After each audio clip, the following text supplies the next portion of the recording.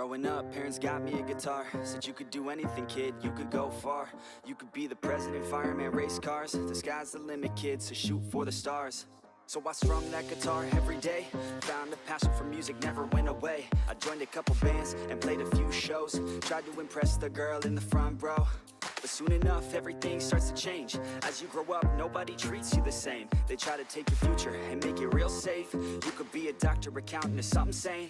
But yo, whatever happened to the sky was the limit. I fell in love with music, never thought it was a gimmick. I worked so hard on every tune and every single lyric. My whole identity depended on being artistic. Now you wanna strip that away, so you feel okay? Cause if I make it to the top, what does that really say? That you shouldn't have given up, that you made the mistake? But if I fail, you feel much better about picking your lane, right? Yeah, things are gonna get better real soon. Yeah, I'ma just do me, you just do you. I swear it's gonna get better real soon. Don't let anyone tell you what you should do. I got a clear view. We're gonna make it soon. Just keep pushing through. You're what you got to lose. You're what you got to lose. You're what you got to lose. Just keep pushing through. Cause what you got to lose. Got to lose. Got to lose. Got to lose. Got to lose. Got to lose. Got to lose.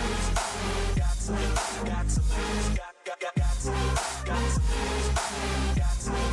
Got to lose. Got to lose. Got to lose. I won't give up, I won't back down till the line 6 feet underneath the deep ground. I won't give up, I won't back down. There's nobody stopping me except for me now. I won't give up, I won't back down till the line 6 feet underneath the deep ground. I won't give up, I won't back down. There's nobody stopping me except for me now.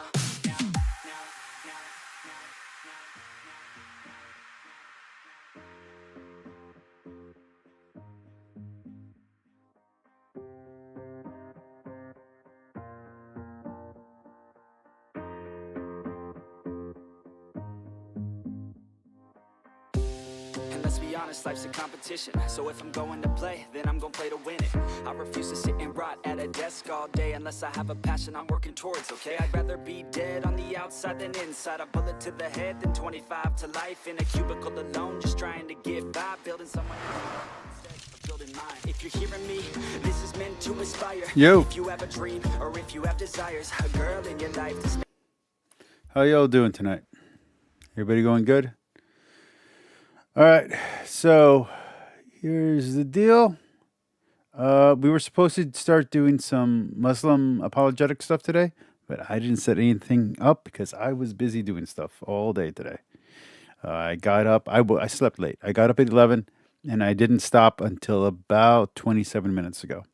So, I will say this. I do have a follow-up for Big John Steele. I'm going to do some clipping, and I'll put it together, but I asked Dan today on his channel directly if he does hermeneutics or promotes hermeneutics, and he said absolutely not. He does everything he can to disqualify and demote, discourage hermeneutics, at least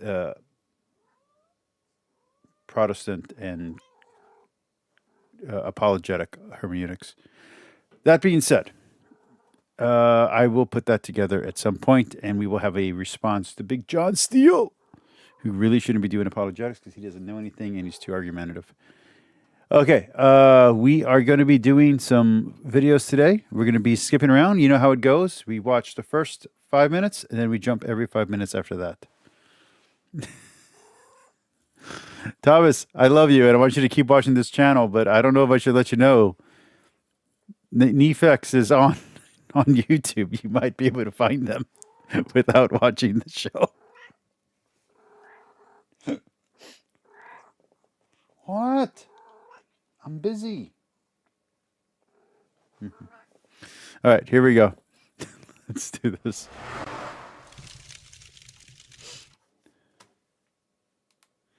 Don't tell anyone else that secret. Then I might lose my little audience that I have, Thomas. Oh, it's wrong thing. Burp.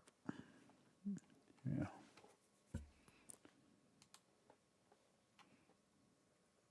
or the amount of letters behind their name. And because we've so idealized authority as a society, recently I kept seeing this person on my feed on TikTok who gave me serious doubts as to this person's credibility. This person was positioning herself as an authority on psychology, and there were a number of red flags that I got. I took a little bit of a deeper look, and it turns out this person has been accused of misrepresenting her qualifications to seem like more of an authority on psychology. But rather than making a video tearing down a person, I figured I would try to make this more constructive by talking about how we can more broadly recognize the signs of a pseudo-intellectual or a shady intellectual. Because pseudo-intellectualism is definitely on the rise. Someone who's shooting a video in their parents' in their parents' attic, and looks like they're not over 21. We're just seeing the beginning of it, especially with the rise of podcasts that heavily feature certain types of intellectuals. If you start to realize that a lot of these intellectuals are shady, my concern is that they're going to assume this selection bias. Cameron Batuzzi. By the way, next year, assuming everything goes well, I plan on doing a deconstruction of Cameron Batuzzi. I was watching his latest video, and his latest video was better, and I just got inspired to do a deconstruction of. So I'm going to do it. I might bring back that series. It was one of my more popular series back when I was more apologetical on this channel, and I might do that. Mind you, that series took down the Vigilant Christian Mario and took down Rachel Steffens. And when I did one on Brian Holdsworth, it took down my own channel. But anyway, yeah, so that's what we're doing. This means all intellectuals are bad. So I think it's really important for us to be able to practice discernment, to identify between someone truly having intellectual qualifications on something and someone kind of cosplaying the logical argument as to why they're automatically right about something. Just as a person not having authority on something doesn't automatically mean they don't have a right to speak up. We need to judge whether people are right and wrong based on the content of what they're saying, not based on their background or the amount of letters. Yes, it's called credentialism, and I'm absolutely against it. Mind you, most of the scholarship guys are pro-credentialism. I'm not. Behind their name. And because we've so idealized authority as a society, we also sometimes see the shadow of this effect, how sometimes people devalue authority. Some people literally think that all doctors, all therapists, and so forth are crooks. They have almost like a kind of paranoia towards people in positions of authority that, if you really look at it deep down, is born of insecurity. Let me explain. We live in a society where authority is idealized, like I was saying. So when somebody insecure brushes up against someone in one of those positions, they're automatically going to feel inferior. They're automatically going to feel bad about themselves. And in order to compensate for that and to make themselves feel better psychologically, they go ahead and just devalue all authority and employ kind of this black and white attitude of everybody in this group is bad. Everybody in this group are crooks. And I worry that the more of these pseudo-intellectuals that we see, the more people are going to shift into that kind of splitting where they think that all doctors are bad or all intellectuals are bad or all therapists or psychiatrists, whatever. Everybody in this group is bad and mistrusting entire fields because of it. They're going to assume that a few bad apples, a few people masquerading as intellectuals, are representative of the entire field. Now, before I go into the characteristics of a pseudo-intellectual, we have to differentiate between pseudo-intellectuals and just plain old shady intellectuals. Pseudo-intellectuals are people who cosplay almost like the aesthetic of an intellectual in order to utilize the appeal to authority fallacy. They have little training or background or qualifications in the field in which they're trying to portray themselves as an expert. Or maybe they do have some qualifications, but not in the fields that they want you to think they do. And look, some of them do have insightful things to say, but the fact that they feel the need to misrepresent their qualifications signals to me that they're lying. They're willing to lie about this. They're probably willing to lie about other things too. They want to write off the coattails of an appeal to authority fallacy, probably because they want to manipulate. What qualifications somebody has is just a fact. It's just information. It's just a way for you to know where that person's likely getting their information. True intellectuals, when they state their qualifications, it's just matter of fact. It's not used as an argument. These kinds of pseudo-intellectuals are what we get when we value the appearance of intellectualism over actual intellectual values. For example, I get a ton of comments still to this day, even though I've shown my diploma, even though I've made a video about this, of people who just straight up don't believe I have a doctorate, straight up think I have a doctorate in pepper. You might say I'm a Dr. Pepper. Is anyone laughing? Anyone at home? Anyone? I'm lying. Not because of anything I've said, but just because I don't look like how they imagine a doctor of psychology to look. There. That didn't help anything. By the way, I don't think Kip Davis looks like he has that doctorate. Let's be honest. He looks like he has a degree from the streets on snowboarding. Is that better? Do I look like more of a And doctor heavy now? metal. And like, I don't expect any special treatment for being a doctor. When I interact with people, I ask them to please call me Anna rather than Dr. Anna. In my personal life, I never bring up the fact that I'm a doctor. Frankly, I sometimes forget that I have a doctorate. But it fucking sucks to know that when I move through the world, people not only automatically assume that I'm not a doctor, but genuinely disbelieve it when they learn that information simply because of the way I look. Contrast at his website instead. Either, yes, I was just looking at his website, or somebody took down his Wikipedia page. And then I got a little bit more suspicious, and I said, it certainly seems like somebody may have scrubbed the internet of what this person's qualifications actually. It's hard because you do have to be somewhat of an expert in that field to know when a confident person's just talking out of their ass, but sometimes. Yeah, but I mean, so let's look at my journey through Christianity. I was born a Catholic. I was born a Christian. I live in a Catholic community. I grew up with cultural and folk Catholicism. This area that I'm in is heavily influenced by liberation theology, although I didn't know that growing up. And then when I was 13, I left the church because I, among other things, I was being brutally bullied and picked on by Christians, not Catholics, but still Christians. So I left the church. And at around 15, I tried to read the Bible, couldn't do it. And it was a paraphrase. It was the book from the 700 Club. It was not a good. It did not go well. I tried reading the Good News Bible, which is also an easy reader. Couldn't get through that one either. Fast forward to, I don't know, when I was 22 years old, I tried again. After reading the Quran halfway through, I didn't finish the Quran that time, but I read the Quran halfway through, and then I was like, well, let me try the Bible again. Didn't get through it that time. I was about 25 or 27 the first time I finished the Bible.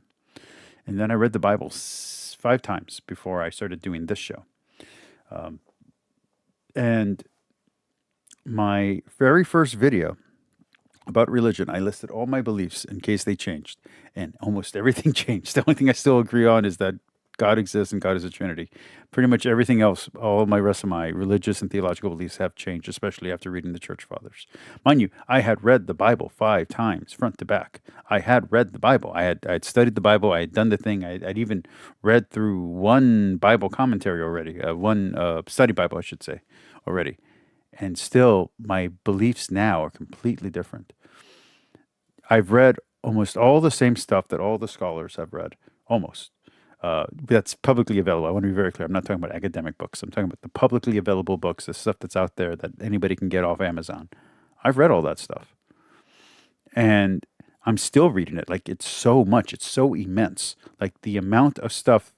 When I read through the Church Fathers, and I read through when I say the Church Fathers, I mean the collection of the Church Fathers, and I read through the ecumenical councils, and I read through, there was something else that I read through. The Liturgy of the Hours. I thought I was good.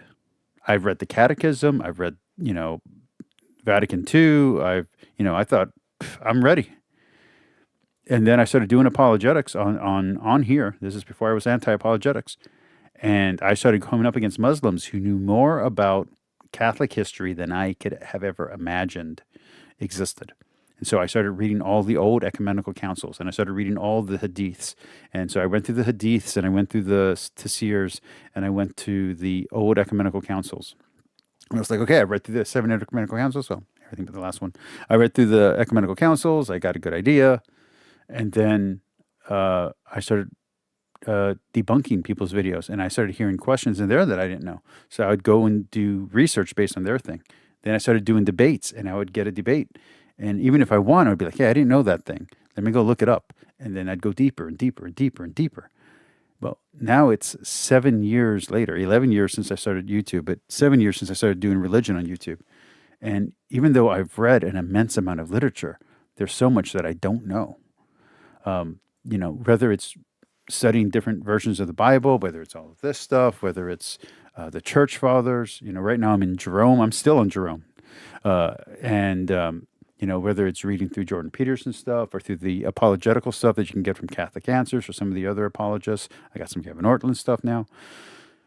There's still more and more and more. So even if you're reading all of the important stuff, even if you read all the books that Kip recommends, and you read all the books that Dan recommends, and you read all the books that Jimmy recommends, and you read all the references you hear.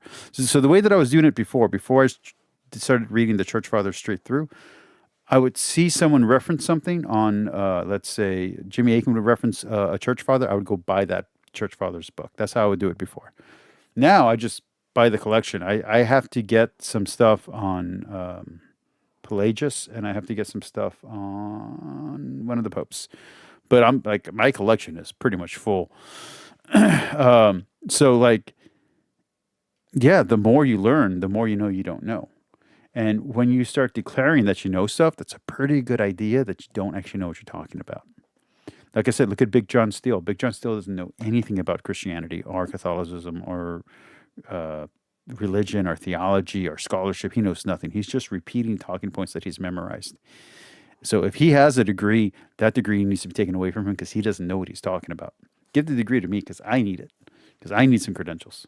But yeah, I'm totally against credentialism. That was a really long rant just to say something that I said in the first. Really? You're gonna push the mic away from me, huh? You think that's okay? I'm a professional. Yeah, you better be sad. That's right. You might catch a whiff that somebody is just not quite as much of an expert in something as they think they are. For example, people who talk about quantum leaping. I don't think you have to be a quantum physicist to know that the way a lot of people talk about quantum leaping is completely unscientific and complete bogus. I'm sure. No, I will not have you denigrate the amazingness of Quantum Leap. Let me tell you something. Quantum Leap was a great show, and the science in there, perfect. Perfect science. Everything you know about physics is based on Back to the Future and Quantum Leap. That's it. That's all you need. You want to learn about time travel? That's all you need. Maybe you go get the Travelers or whatever it's called, the one where they got onto an airplane and the airplane would like disappear through time, and then they would go back and save people right before accidents. But there are certain people they're not allowed to save, and they save a human they're not supposed to save, but it's kind of okay. But then that human, even though they're all human, but it's like someone who's passed in time, he figures it out and he saves a little girl he's not supposed to save, and that destroys the whole timeline.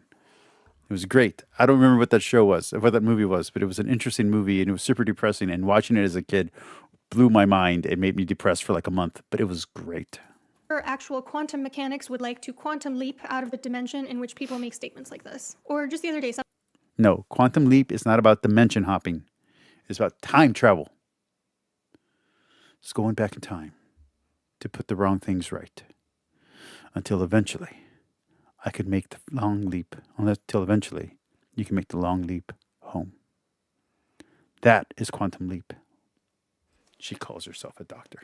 somebody was talking about how they studied psychology in school. They were referring to a bachelor's, and this was not even their major. They were talking about how they studied psychology in school to show that like there's some sort of authority on the field. And this I mean, I studied sociology in school. person wasn't even sure. You know what I didn't study in school? Bibliology, biblicology,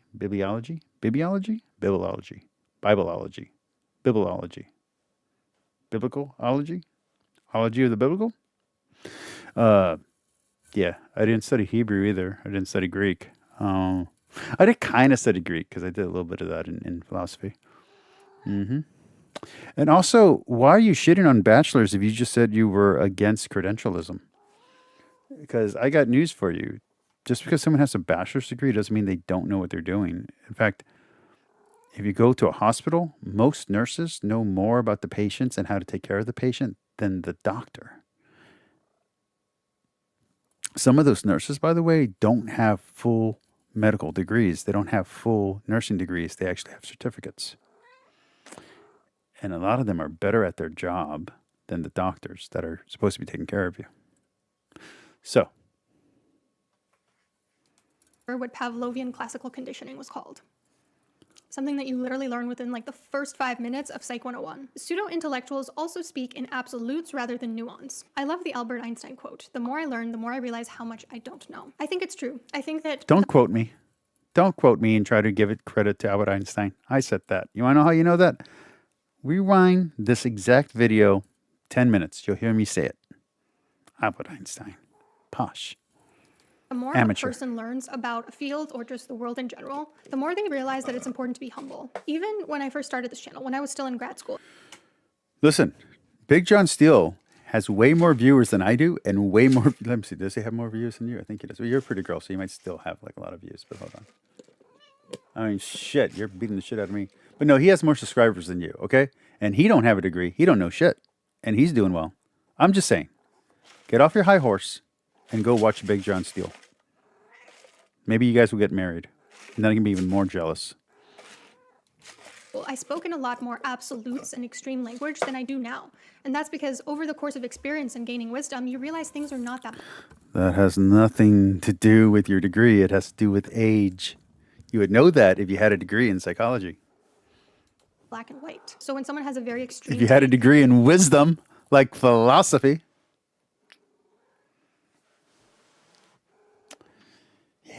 That's usually a pretty good sign that they're not very well versed in what they're talking about. Now, a lot of pseudo-intellectuals in this day and age also offer unregulated coaching. Now, look, there are actual coaching certifications you can get. And there are some situations where maybe it doesn't make sense to get... I want to let you know that long before I had an associate's, I was a certified tutor, and I would tutor bachelor's and master's degree students on philosophy, on art, on history, and on writing. And I would do coaching on writing. And that was by the state, okay? I was working at a college and doing that. And I had people who would come from other colleges to come study with me.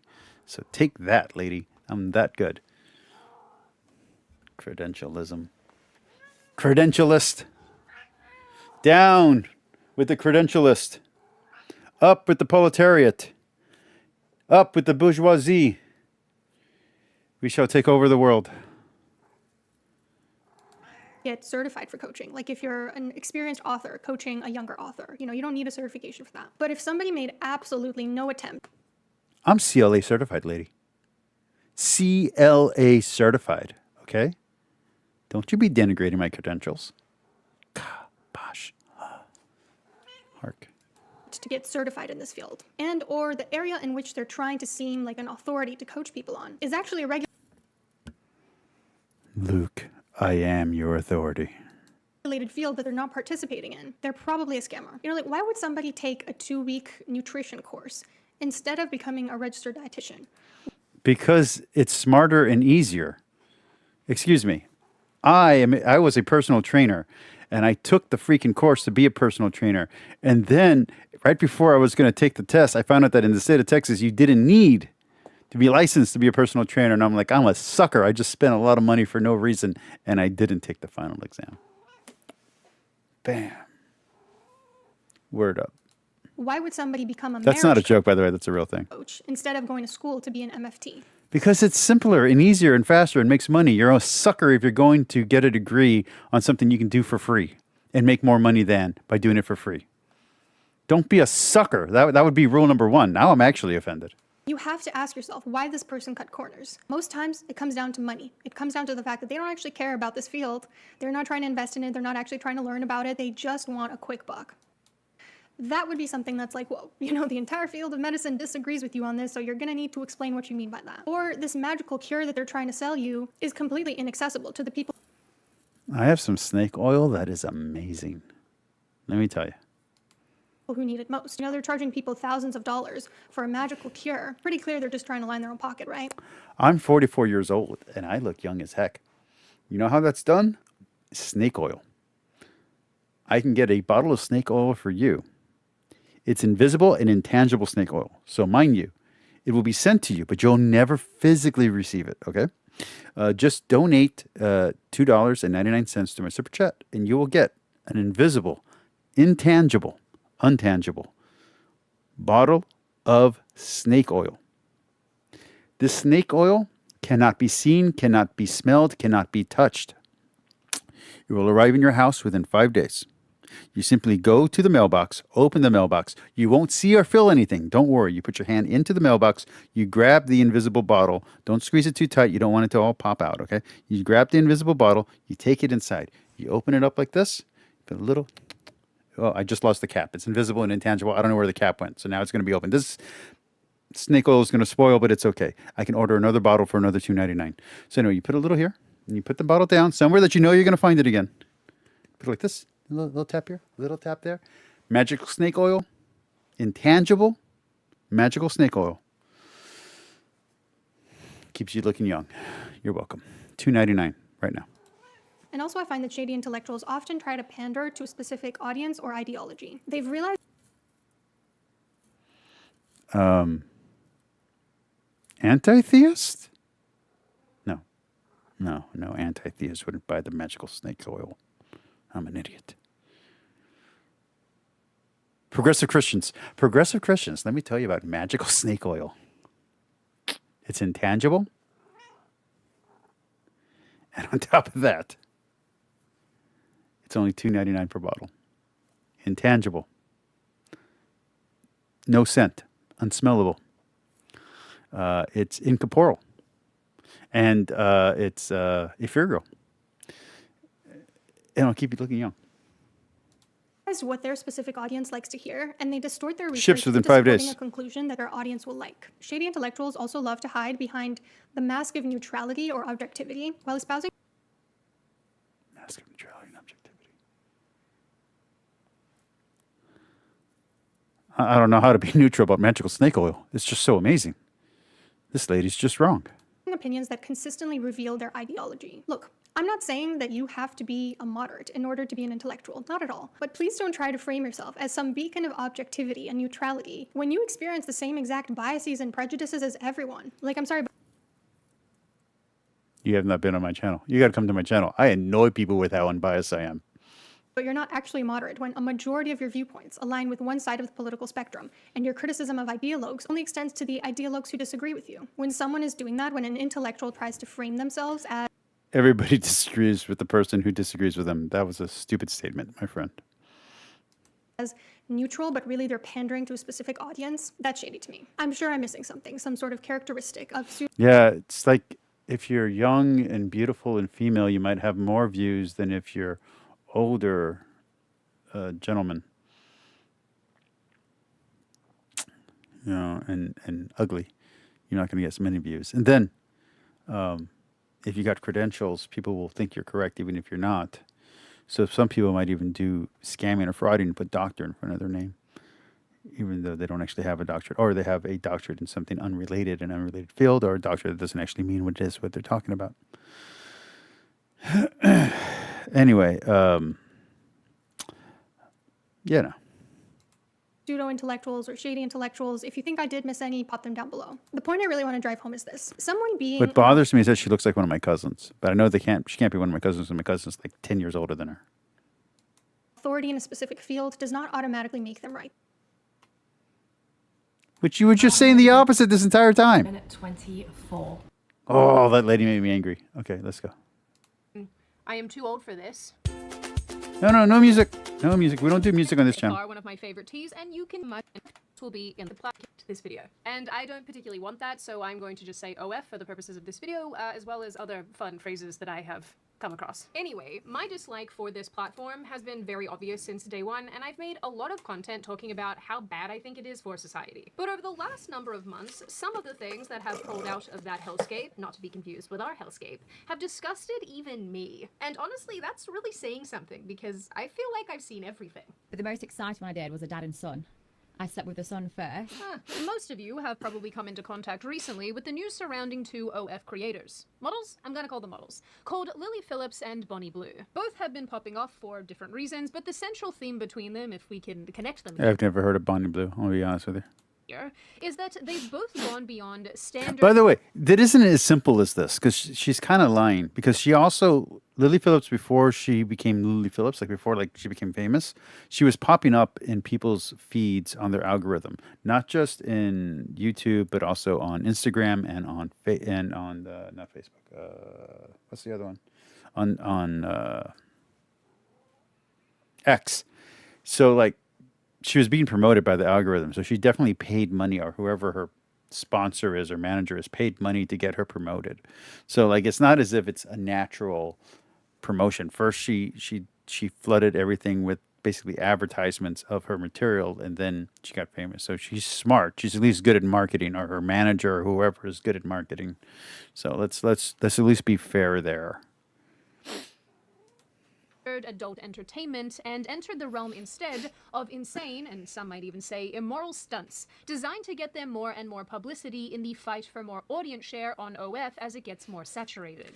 Sorry, that was a long sentence. Even to the point of self-harm. Some of you might think I'm being dramatic for saying that, but hold on to your trousers because I'm about to show you some stuff. The Gold Coast and get drunk for a week. We're billing. So this is basically spring break. This is like Daytona Beach, South Padre Island. I don't know if California does spring break, but if California does a spring break thing, I guess Santa Monica Pier. And then whatever happens up in Coney Island, I don't know. That place is crazy. I don't actually know that. I'm just talking smack. Hamptons. Let's see. I've never been north of the Mason-Dixon line. Just FYI, I've been to every single state in the South. I've never been north of the Mason-Dixon line. My first time might be this coming year. I might go to Chicago. Okay. Let's move on. Let's see where we're at. Where's the 10-minute mark? Boom. She purported to have when she was making mattress-based content. Honest truth. I mean, if I had to date one of these ladies, it would be this one right here. I don't like the outfit. Outfit's not good. We can deal with that. I like the hair. I like the look. I like the pale skin. I like the lipstick. She's making it work. I like the belt. She might need to work out, but that's okay. You know, a little bit of tone, a little bit of muscle. Just a little bit. I would not. No, I don't like fake blonde hair. First off, so Sabrina Carpenter, I'm sorry. I know you were interested, but the fake blonde's got to go. I'm not really into pastels. You know, like that's just not really my thing. And honestly, not the prettiest face. No. Yeah, you know what? If she wasn't an OF chick and she was instead like a librarian, I'd date her, you know? I mean, she wouldn't date me. That's my problem with the last one is not that I wouldn't date her. She wouldn't date me. She wouldn't even give me the time of day. So, you know, like that's the thing. But this bottle of this glass right there is interested in me. Nala responded by explaining that basically everything she said on podcasts and appearances was done with virality in mind during this time. In order to... Which exactly. I mean, she's a marketing genius, or her team is a marketing genius. They made her famous. She's going to be rich. Will she hold on to the money? Does she have bad habits that will cost her all this money? Will she end up either bankrupt or broke or whatever else? Who knows? Will she end up sick? Will she end up with a disease that, you know, is incurable? Who knows? There are a lot of unforeseen consequences to these type of actions. So don't think that the financial success is the end of the story. To push more and more people to... By the way, all of these girls are going to have to deal with emotional and psychological fallout, not just from them, but from their partners, from future partners, from their children. I mean, there's going to be a lot of crap that they got to deal with. So just be clear. No one here is getting off scot-clean, but Lily Phillips, the least of all. But if she stays in this career, doesn't have kids, or if she has kids, keeps them on the DL, she could have a decent life. Look at, she was super famous and even had shows and even did like B movies. I mean, there's like 3 or 4 big porn stars from the 70s and from the late 70s, early 80s that actually had a 30 or 40-year career, well into them no longer being attractive and still kept their stuff going. I think like Annie Sprinkle did like live shows all across the world where she would like joke about being a porn star.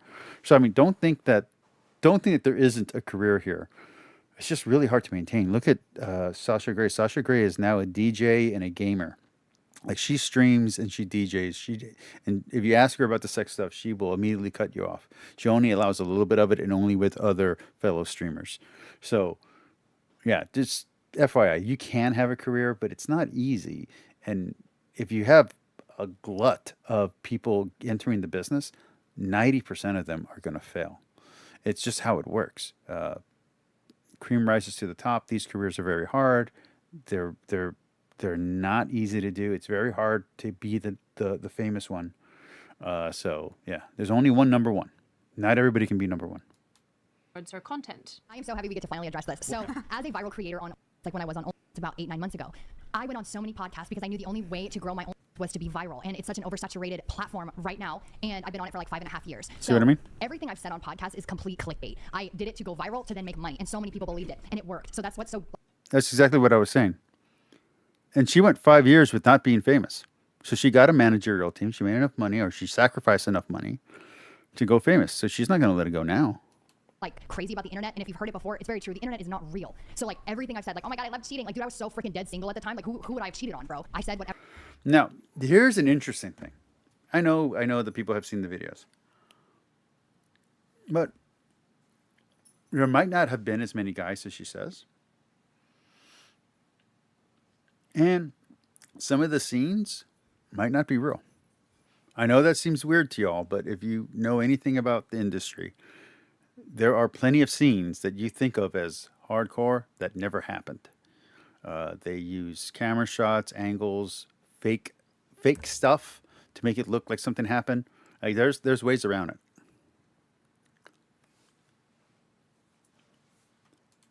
Ever I needed to, because I understand the male brain, and I needed to make money, and I was like, bet. This isn't the only time that Nala has expressed something like this. On November 18, 2024, she went on a YouTube channel called Caru Ellington, once again, screwing up the names, where she again explained how she based her online personality off of virality. So that podcast aired, and that was the first time I'd been on the whatever podcast, but at that time I had This backfired with that chick who was the industry plant for a while. I don't know if you can remember her. She was doing like interviews with like big rappers and big everything else. And eventually people just figured out it was completely fake, and so they stopped watching her. So I mean this strategy, while initially successful, can truly backfire. This happens with celebrities all the time, is that they have a persona that is super likable or super interesting, and then once the persona is exposed as fake, you're done. This is why kayfabe was so important with wrestling. this mindset. I was like, I need to go viral to make more money. How are people gonna know who I am or what my audience is if they don't know, like they haven't seen me, you know? So when I get on these platforms, I'm like, I'm gonna rule this podcast. I'm gonna rule whatever I'm doing. Like I will take it over. So I went in.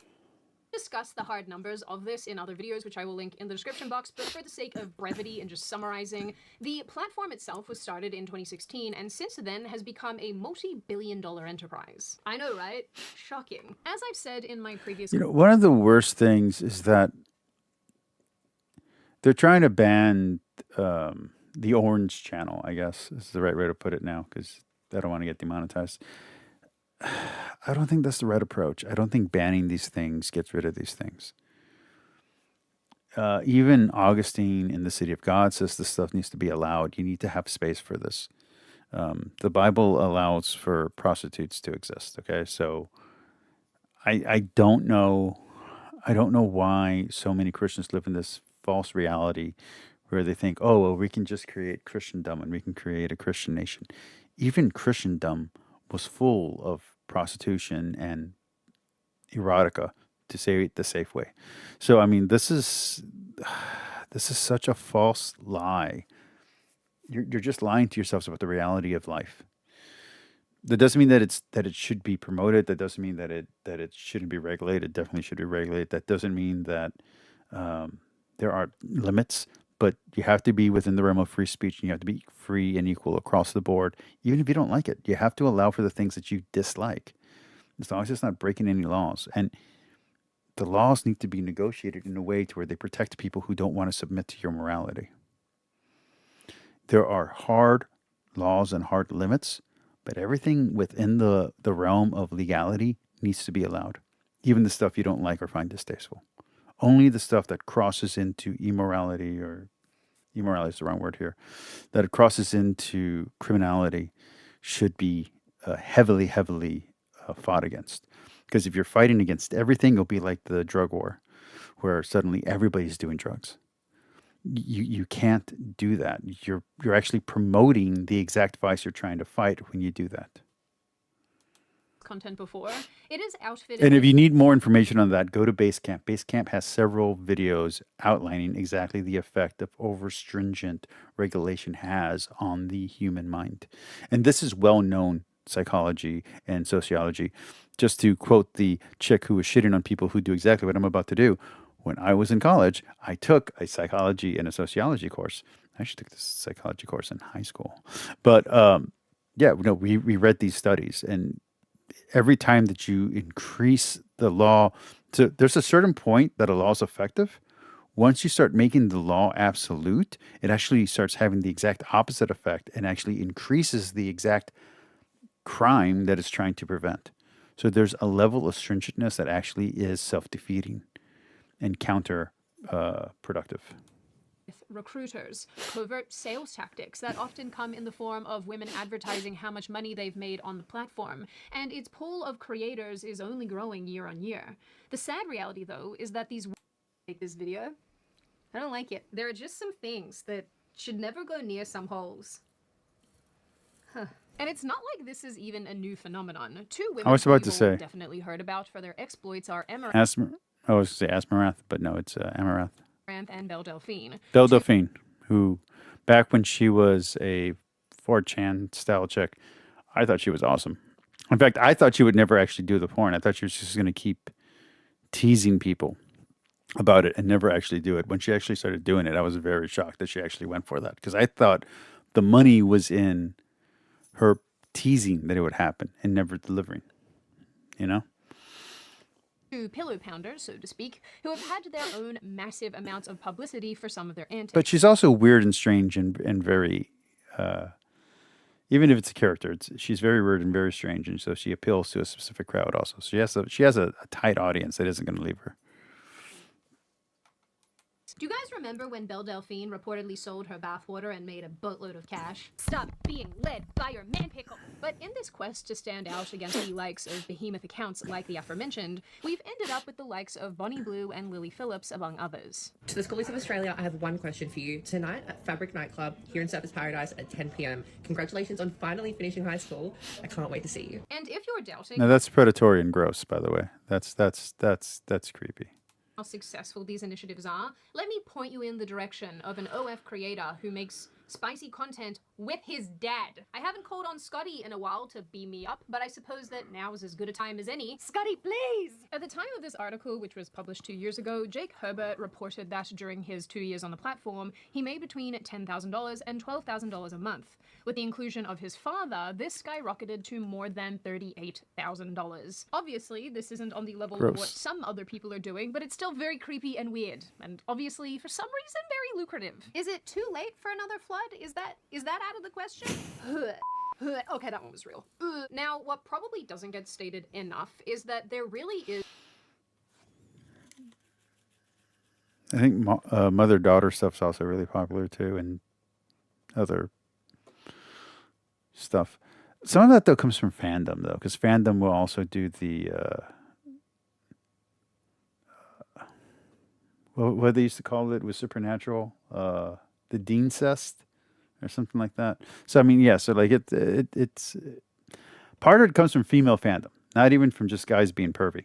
So let's just be clear. The Yuri stuff, come on, those are women who are into that. Is a price to pay for all of this. Once again, I have already made content discussing OF regret on...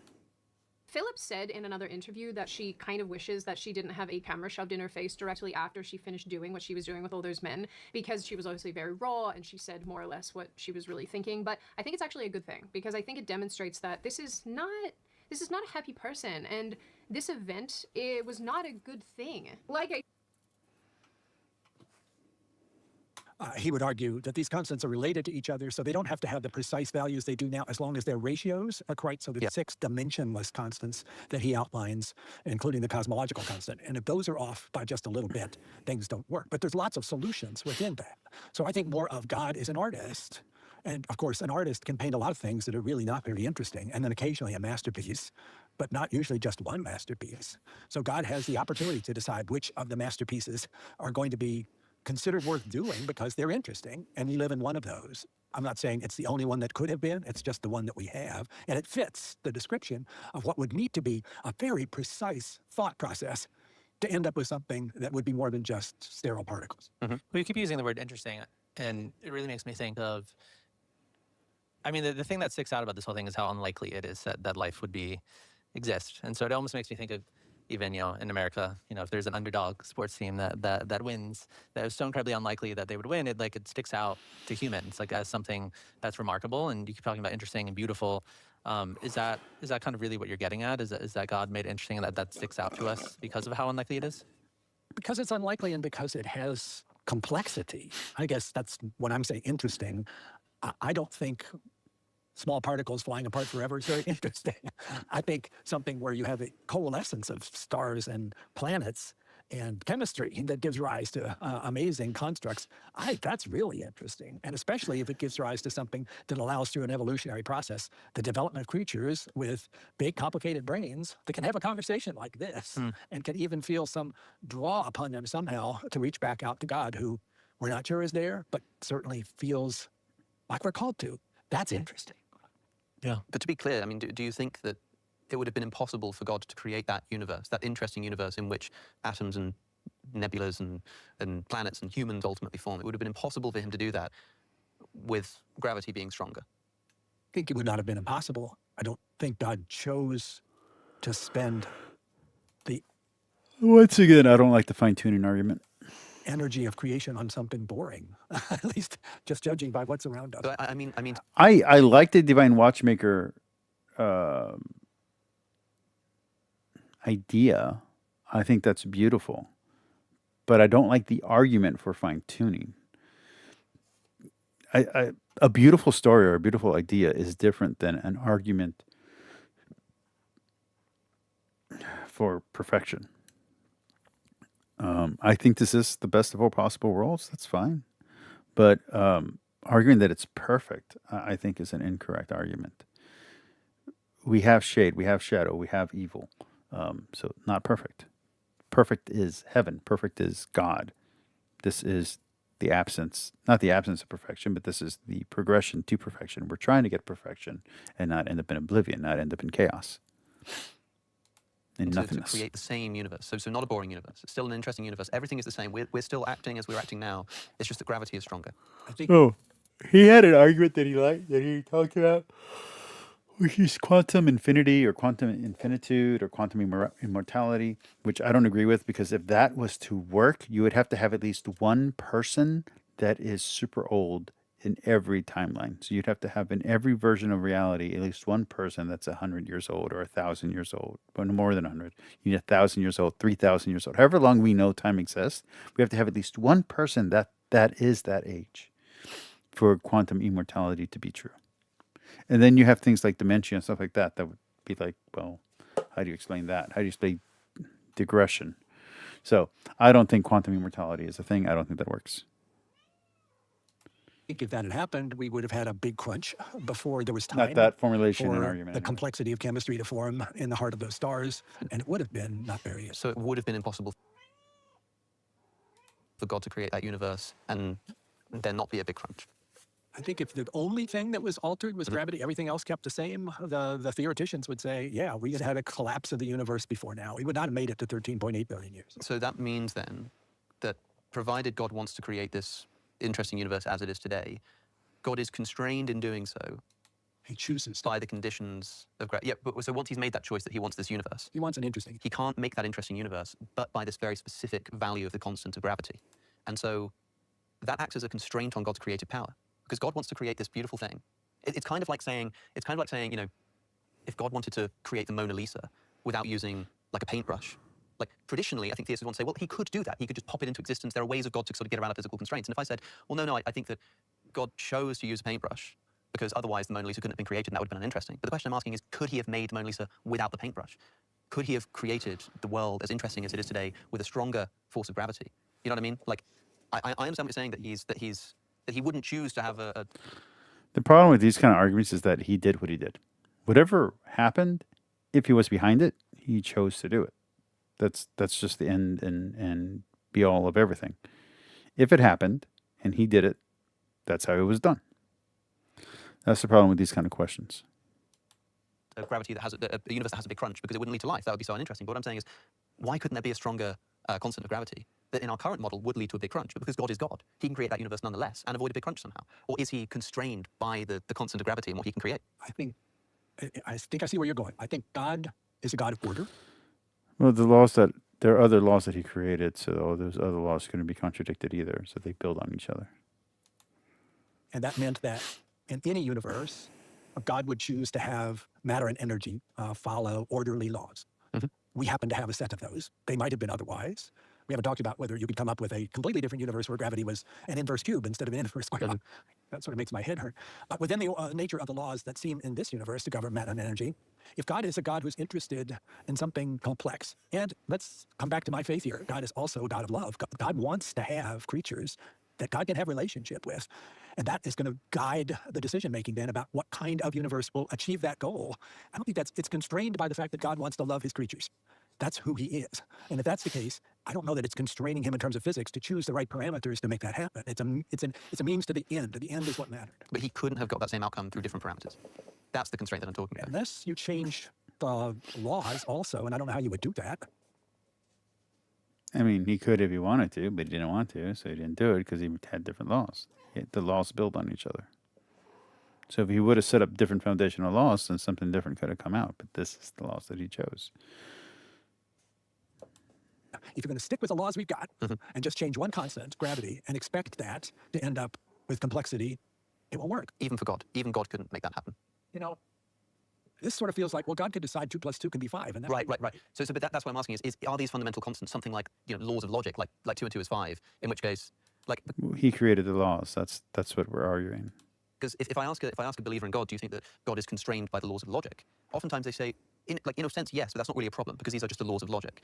What I'm asking is, are things like the strong weak nuclear force and the strength of gravity like the laws of logic, in that they plausibly constrain God in the way that the laws of logic might? That seems to me a really unusual thing. Like when someone says God couldn't make 2 + 2 = 5, I don't see that as a challenge to his omnipotence, because it's logically impossible. That kind of thing, like a four-sided triangle, he can't create that because it literally has no referent. It's not a thing. God can do all things. Four-sided triangles just aren't things. And so I totally understand that. But if it's, well, God couldn't create a life-permitting universe in which everything was the same except for gravity being 2 times as strong, he couldn't have done that. Well, I do see that as a challenge to his omnipotence, because that doesn't seem like a logical contradiction in the same way. It seems like a physical contradiction, but not a logical one. I guess the other factor here that we haven't said explicitly is that God apparently is interested in nature following order. And the fact that there are those equations governing matter and energy, they didn't have to be there. But if you'll take as a given that God is interested in order of nature, and also that God is interested in having relationship with complicated creatures like us, then I think the only means to that end is to have that gravity constant in our universe be what it is. And so, yeah, I guess you could say there's a constraint there because otherwise God's goals are not achieved. Well, I think the second point that you made, I think, lends to the next couple topics, because I think from someone who is in a Gnostic position, it would feel like a jump to say that this being, let's just say that whatever, there was an intelligent designer behind the fine-tuning. Again, like I was mentioning earlier, that would only indicate that maybe a deist perspective of something created us. But then there's another further jump of this being wants to be in relationship with us, which kind of begs the question of, the moral argument that we were talking about. But then also kind of a line of reasoning that really popped up in my mind when you were talking about that of the reasoning you're using with the fine-tuning. I've also heard with the problem of evil one, which is basically that couldn't have God created a world where there was free will and there wasn't evil, or there wasn't suffering or something like that, and people wouldn't have free roam. I mean, there are questions to ask on either side here, right? And by the way, I offer these questions and objections to fine-tuning. I mean, it may just be that yes, God is, insofar as we grant that he has a particular will, he is constrained by things like the strong weak nuclear force. That seems strange to me. That might just be true. And I still think it's a powerful argument. I'm not a scientist. I don't understand this. I'm sort of raising these questions, but I totally understand the power of the fine-tuning argument. I do. And so when confronted with the universe as we find it, I think the best thing we can do is ask on either hypothesis, atheism or theism, what we would expect to find, and then look at what we do find, right? And so what do we find? The existence of a universe. Okay, score 1 for theism, because that is pretty incredible. Something rather than nothing, finely tuned constants. That's great. Once you get past that sort of fundamental origin point, explaining those points, then we look at what the universe is. Okay, sort of mostly cold, lifeless place. Don't get me wrong, it's very beautiful and very, very cool and all of that. Yeah. But insofar as there isn't an observer to see that, there's no conscious life going on. Conscious life finally evolves on planet Earth, billions of years after the beginning of the universe, and does so in the most brutal imaginable way.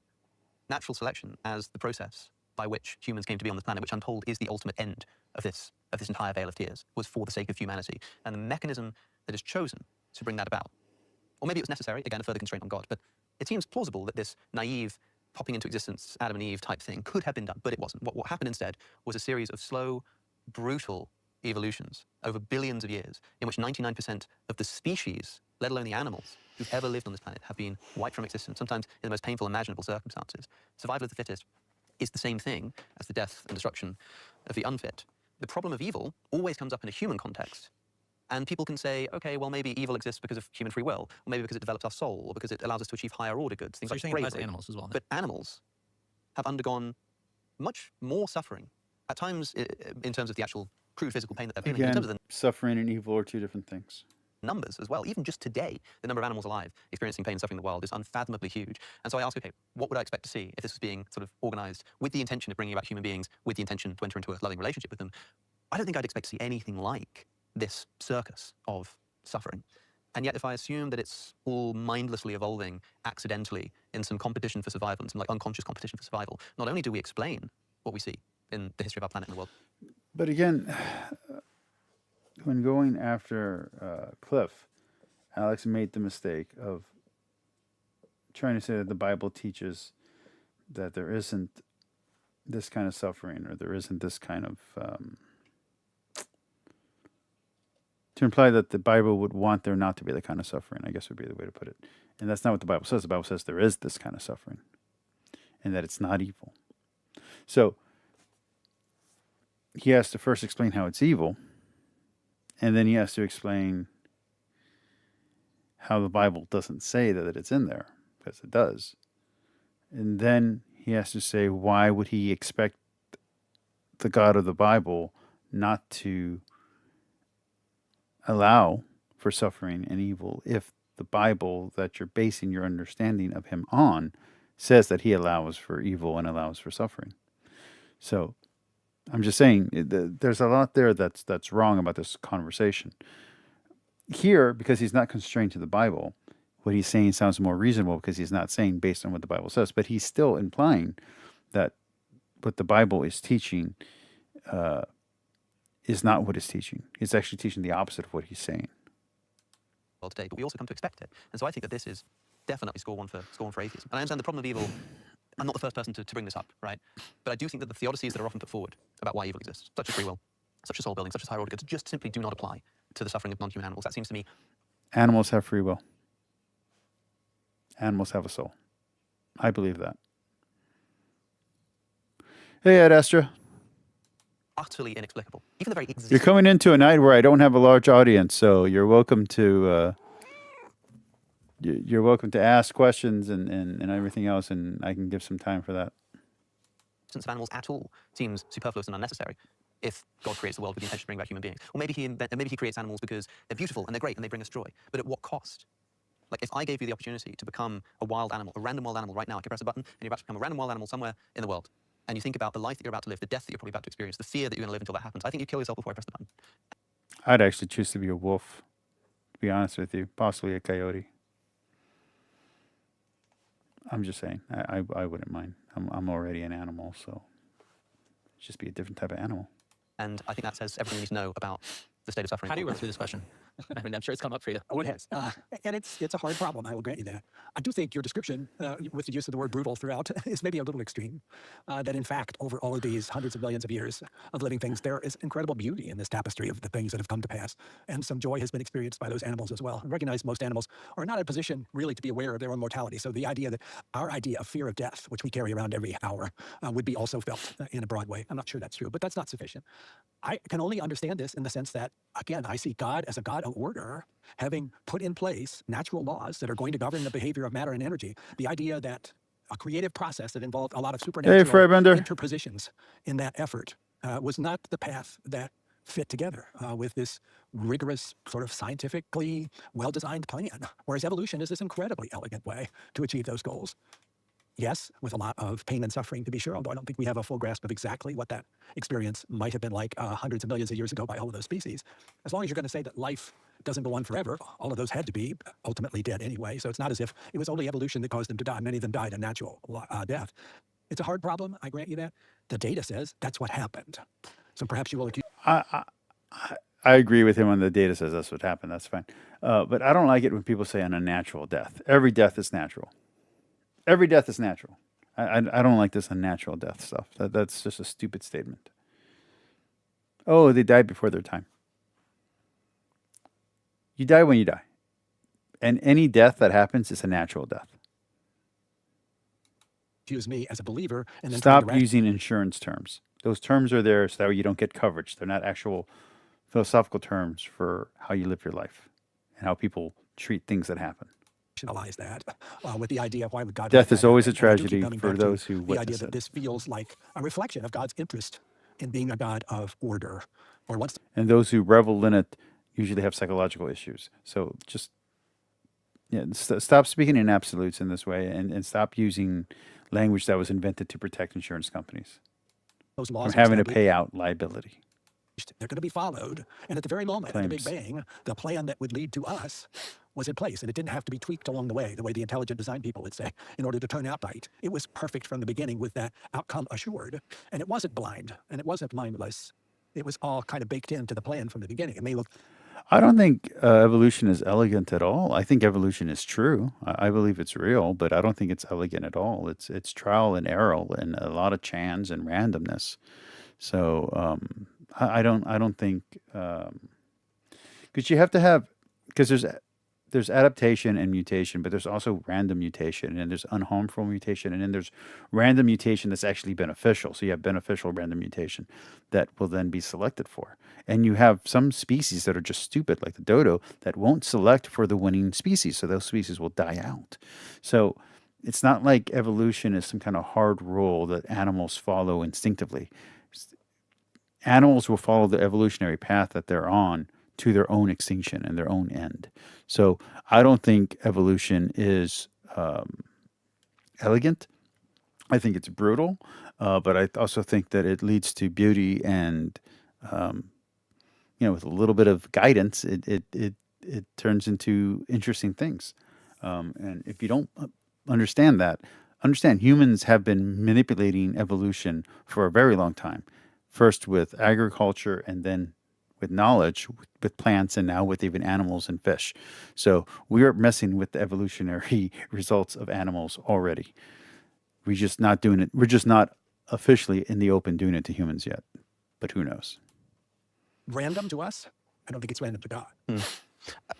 There's so much to say, of course. One thing I do want to point out at the outset here is, broadly speaking, a lot of the time when I speak to theists and they say, look, I don't know why there's so much suffering. I can't explain that. But I can say that I believe in God, and I know that even if I don't know what the explanation is, I trust that there probably is one. I just don't know what it is. A lot of people say that, and I say, okay, fine. But then if we... I don't believe there's a reason for everything. I believe God allows for randomness and chaos and change. So no, not everything has a reason. Everything might have a cause, but not everything has a reason. Sometimes people just do things. So yeah, God allows for that as well. If we rewind a moment to fine-tune it. God literally creates miracles. So when people are arguing that, oh no, God wouldn't allow something to happen that's not within the realm of possibility, He allows for miracles. Okay?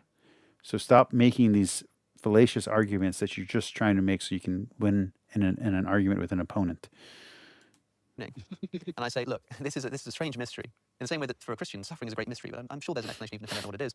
When I'm confronted with the great mystery of fine-tuning, I think I reserve the right to say, look, I don't know what the scientific explanation of this could look like, but I'm sure that there is one and we'll get there someday, right? I think, in other words, the cop-out, but crudely, if we were treating it in that way, in the context of discussion about it, can go both ways. So I just want to make that, sort of put a pin in that.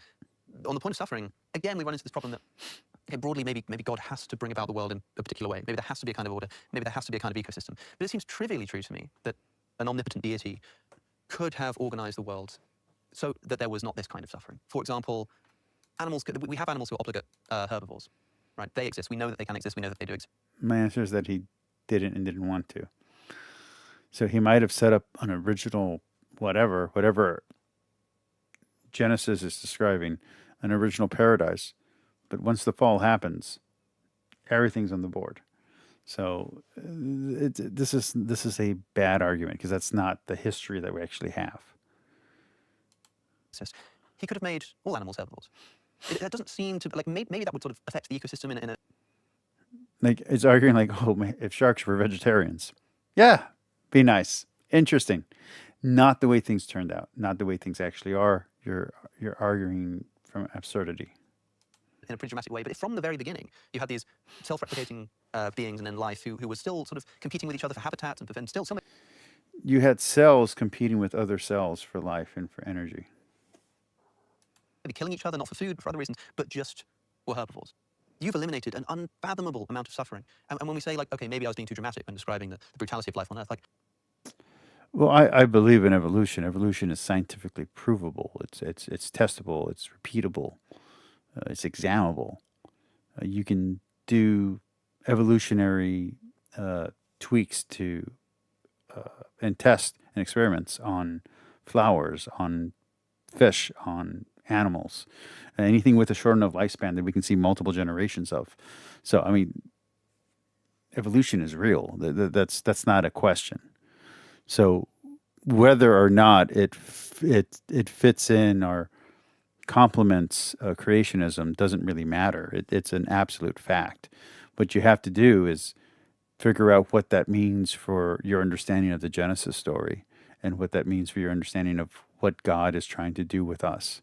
And if it affects your faith in any kind of way, that's something you need to really examine in yourself. For me, evolution doesn't hurt my faith one way or the other. It doesn't hurt my faith, doesn't help my faith. It's just a scientific fact, so who cares? Like, this is a black t-shirt. This does not affect my faith. This is written in English. That doesn't affect my faith. It helps my faith because I happen to speak English. So if it was still in Latin, that kind of be a problem for me because I don't speak Latin. You see what I'm saying? Like, it's like, yeah, there's a feature there. There's an aspect that does affect you in evolution. Evolution does affect you, but it doesn't have anything to do with your faith. I don't think that's true. David Attenborough, said, when people who criticised his documentaries for how much violence they included, he said, if you're upset by what we include, you should see what we leave on the cutting room floor. The natural world is filled with starvation and disease and predation, and just taking predation. When a lion kills a zebra, the zebra is usually too big to be killed instantly, so it will die over an agonizing death with its windpipe caught in the jaws of a lion. This could have been avoided. It doesn't seem to me that this kind of outcome is something that was necessary for producing the kind of ecosystem only through which could... But it's not necessary. It's the best of all possible worlds. So God set up a system, and when the system evolved, this is the way that it evolved. This is what God is allowing. Now, if you want to say it's a simulation and there might be other realities, we don't know. We don't know how many creations God has done. We know that God created one creation, ours. So that's what we know. I don't know. I just feel like that's the wrong thing to look at the Bible for. The Bible's there to teach you. It's not there to speculate on, I don't know, quantum theories of ethical suffering. You know what I mean? Like, you're mixing fields, you're mixing ideas. It works great for a novel, but it doesn't really work for self-examination or for higher truths.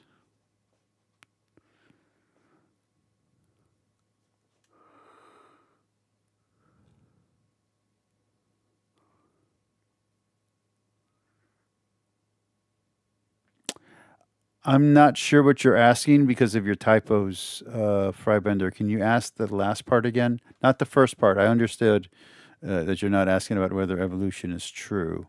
But the second part, which is if we assume, can you rewrite that maybe a little bit more clear with a little bit more detail? And I'll give you a response. I don't know what you're asking. Sorry, buddy.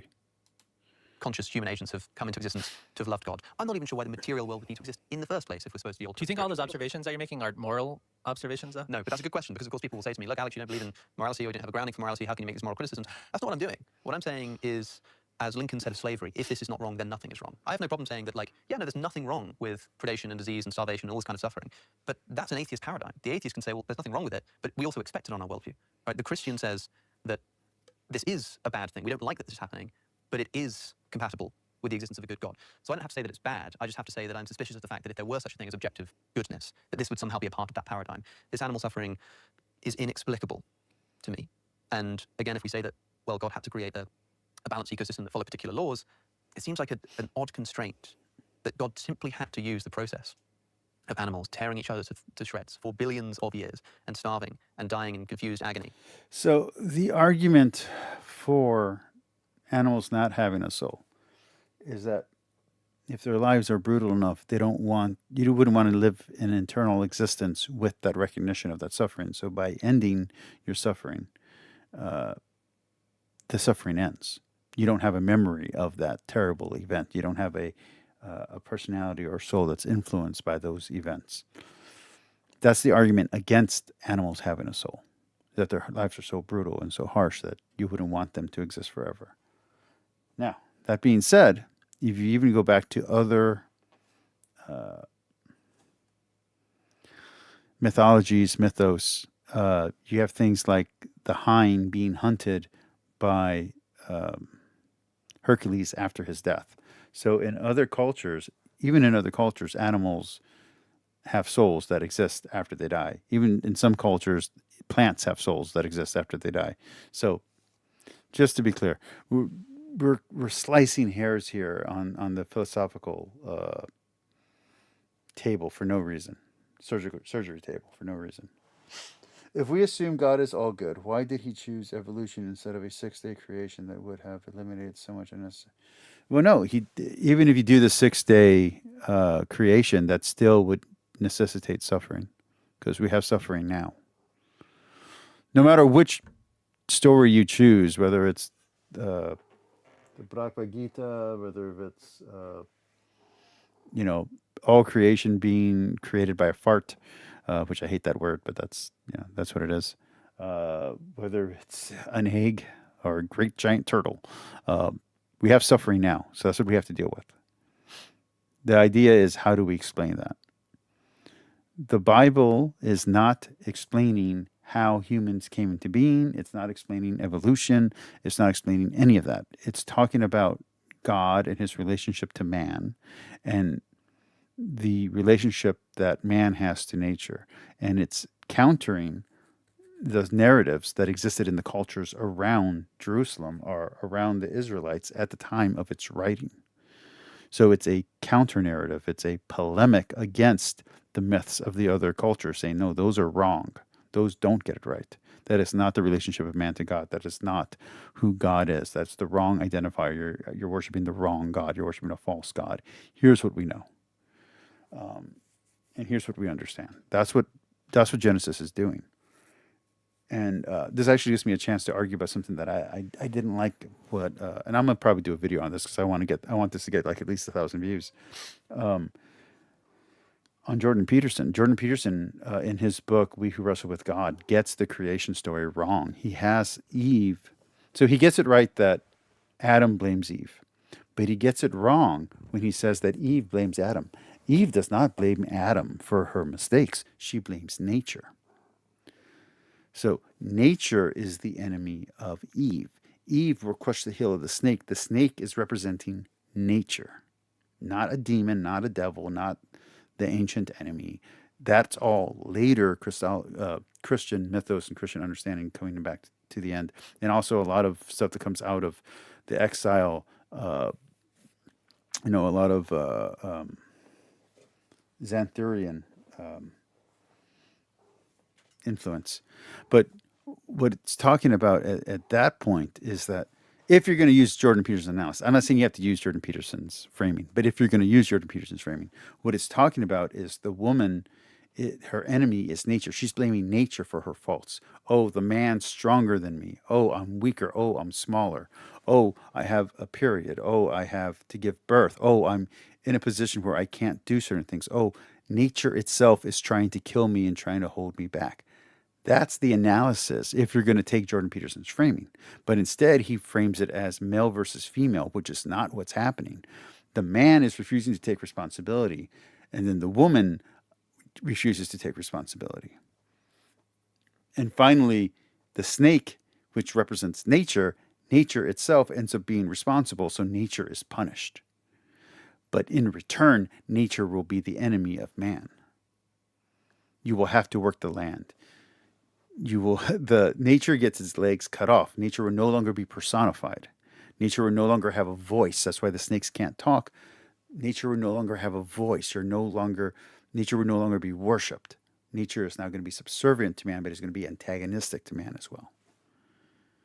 That's what happens if you're taking a non-Christian literary analysis of the Genesis story. Just to counter Jordan Peterson. For billions of years, and that's the only possible way. And I like Jordan, that but we could I'm just telling you, he got that wrong. He got that completely wrong in his hook. have brought about human life. To be honest, the amount of suffering that's happened on the planet, if that really Somebody was the way to clip bring about that because that was great. life, I'm going to use that one as my clip for it. I would Somebody just clip say, that part. I That was think amazing. It's not one that I find it easy to dismiss. Polkinghorne, the Anglican priest, who is also a physicist, writes about this and has designated this something he calls physical evil, that it is evil of a sorts, but it is a consequence of physical laws. An earthquake that kills animals and people because of tectonic plates that are moving around, that are part of the way in which the laws of physics apply to our planet. Many of those were innocent people and animals, but they died anyway. That, in his description as a physicist, once again, sort of fits this. It all comes with the package. And unless you want God to start intervening at every step along the way, then it's unavoidable. And it must mean that God cared so much for the advent of people like us that could actually have a conversation like this about God, that it seemed in God's judgment worth it. You don't think it's worth it. That means you're disagreeing with my God, so we can decide whether he would like to enter the conversation. Yeah, but also I don't know if that would be particularly consoling to the deer with its leg trapped under a fallen branch and dying of starvation with a broken leg. And you say to it, well, look, I know that you're suffering, but you have to understand all of this is in the service so that one day Francis Collins and Alex Connick can have an intelligent conversation about God's existence. Appreciate that. Of course, if the deer had not been hurt in some predatory way. Frybender said 2 comments. I'm gonna play a little bit more of what they're saying here, and then I'll respond to Frybender. Would had die eventually, and probably an unpleasant experience either way. Are you trying to argue there shouldn't be death? No, it's not death that I see as the problem, it's suffering. And in fact, a moment ago when you said that animals don't fear their mortality, I completely agree. But I do think that they experience fear and anxiety about predators. In the acute. And, sorry? In the acute moment. Yes, yeah, exactly. So that's the kind of fear that I was talking about. Death is not the problem for me, especially when we're considering the possibility of a Christian paradigm where death is just the beginning rather than the end. Of course, no problem at all. But you want every animal to have a soft, sweet death. Well, if possible, then yes. But maybe that's not possible. What I do think is possible is not Well, have a humans system don't which even have a soft, sweet death. is designed from the ground up to require Not all of them, anyway. miserable, brutal death in order to progress the evolution of the species. That's what I think is possible. It might be that animals still suffer. I totally understand. Hard to see how that would be the case. Quite like suffering is a natural result of creating a world in which there are free agents living in the material world. Of course, there are questions about why that paradigm needs to be created in the first place. But sure, suffering. But the problem of evil is not so much about the existence of evil per se, but its sheer depth, the level. You know, that there are so many ways conceivably that God could reduce the suffering that's baked into the system. He might not need to intervene in particular cases. Because I understand if this particular animal is about to suffer and God sort of comes down from the heavens and protects him, then he's playing favorites. And that just is a totally unfeasible situation. And he couldn't do that every time.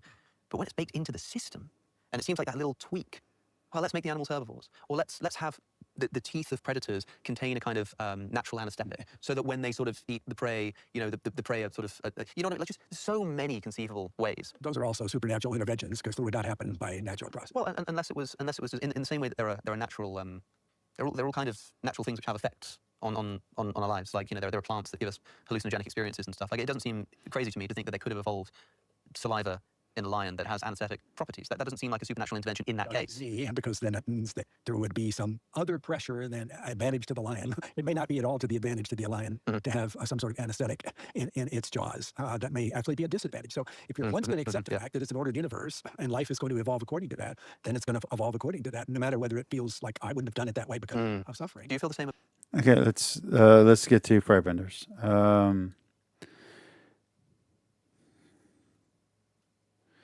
Let me rephrase this. Do you believe that there is any unnecessary suffering that happens? Unnecessary. That's a weird word to ask for suffering. That happens in the entirety of existence of the universe. If so, then that, no, it doesn't violate God's nature. And I don't know about an all-loving nature. I know you're trying to talk about omnibenevolent. I don't even know if omnibenevolent is actually a Catholic understanding. I know it's a claim based on classical theology, but classical theology's understanding is omnipotent, omnipresent, and incorporeal. I don't know if omnibenevolent is actually one of the traditional claims of classical theism. I can look it up, but let's just assume that it is for the sake of this conversation. So an all-loving God loves everything, including cancer cells. So God would want the best for cancer cells just as he would want the best for man. We're assuming that he loves man more, but we don't know that. We just know that he put man in charge as the steward of the earth in the Genesis narrative. And that's to tell people to take care of the earth and not to waste things. It's not a greater message than what it actually says, although a lot of apologists, this channel is Anti-Apologetics, by the way, if you don't know. So I don't do apologetics here, I do anti-apologetics. I don't do counter-apologetics. I'm not trying to get you into my point of view. I'm doing anti-apologetics. But I'm not making that argument that an apologist would make, because I don't believe in the argument that apologists make. I believe in God. I believe in the Bible. I believe in the Catholic Church. I don't believe in the bioprioritized.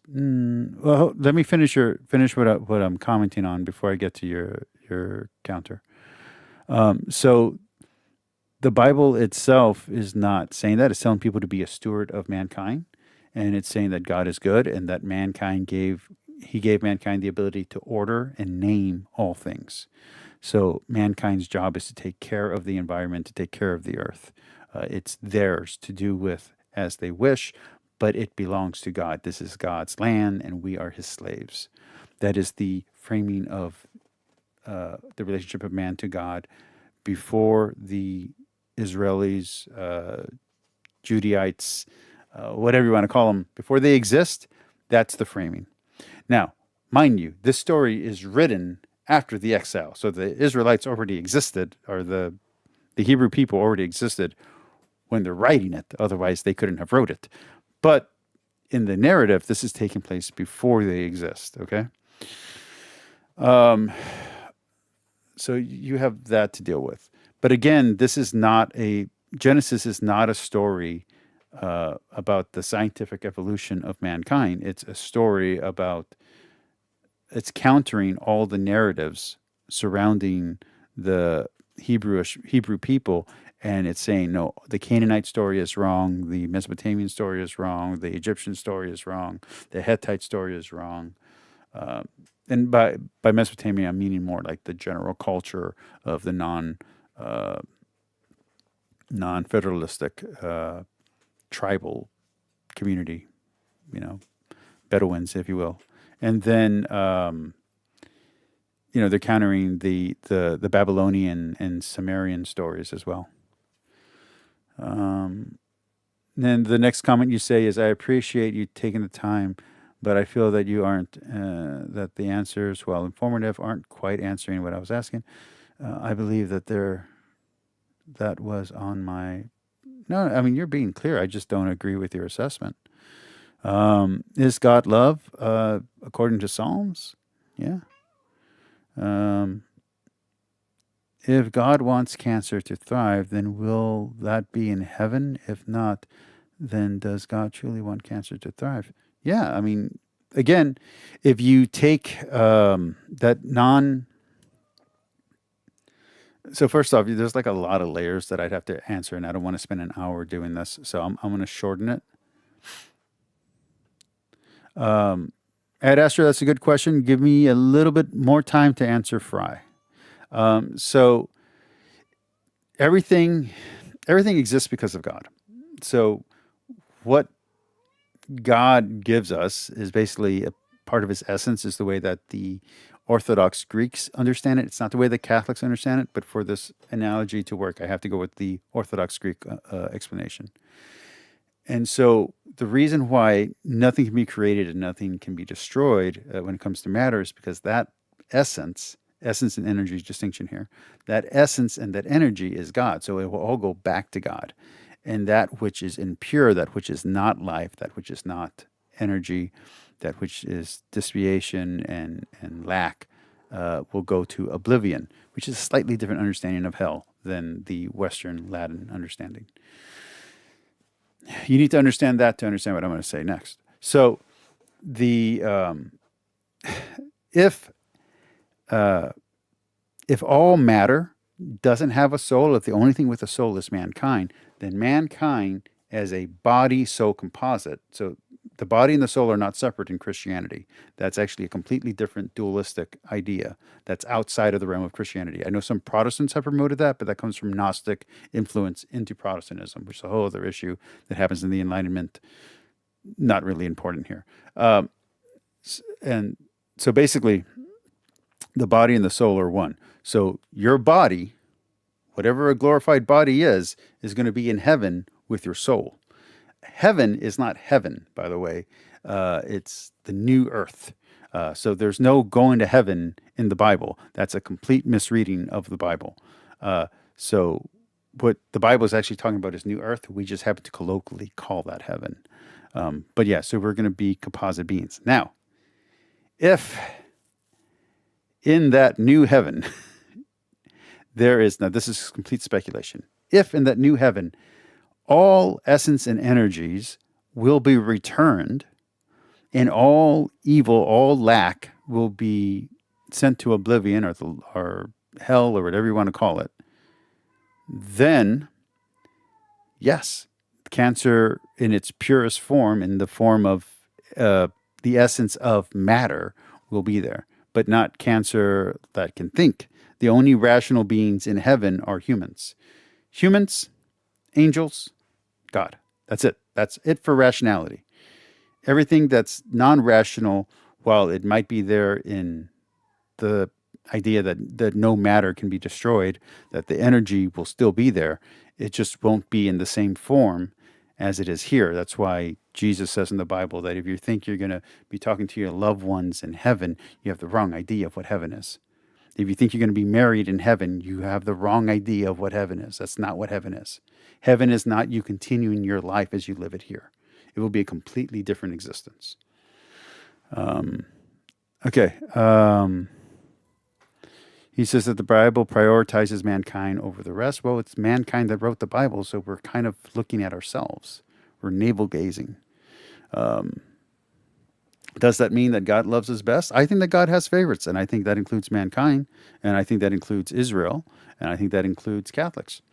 But that's me, because I'm a Catholic. Let's see. And people who worship him. If God wants there to... Okay, we already answered that one. If not... Yeah, I already answered both those questions. Okay, Ad Astra, do you think Genesis... In what way do you think Genesis is true? In the way that I just explained it, it was a polemic against the other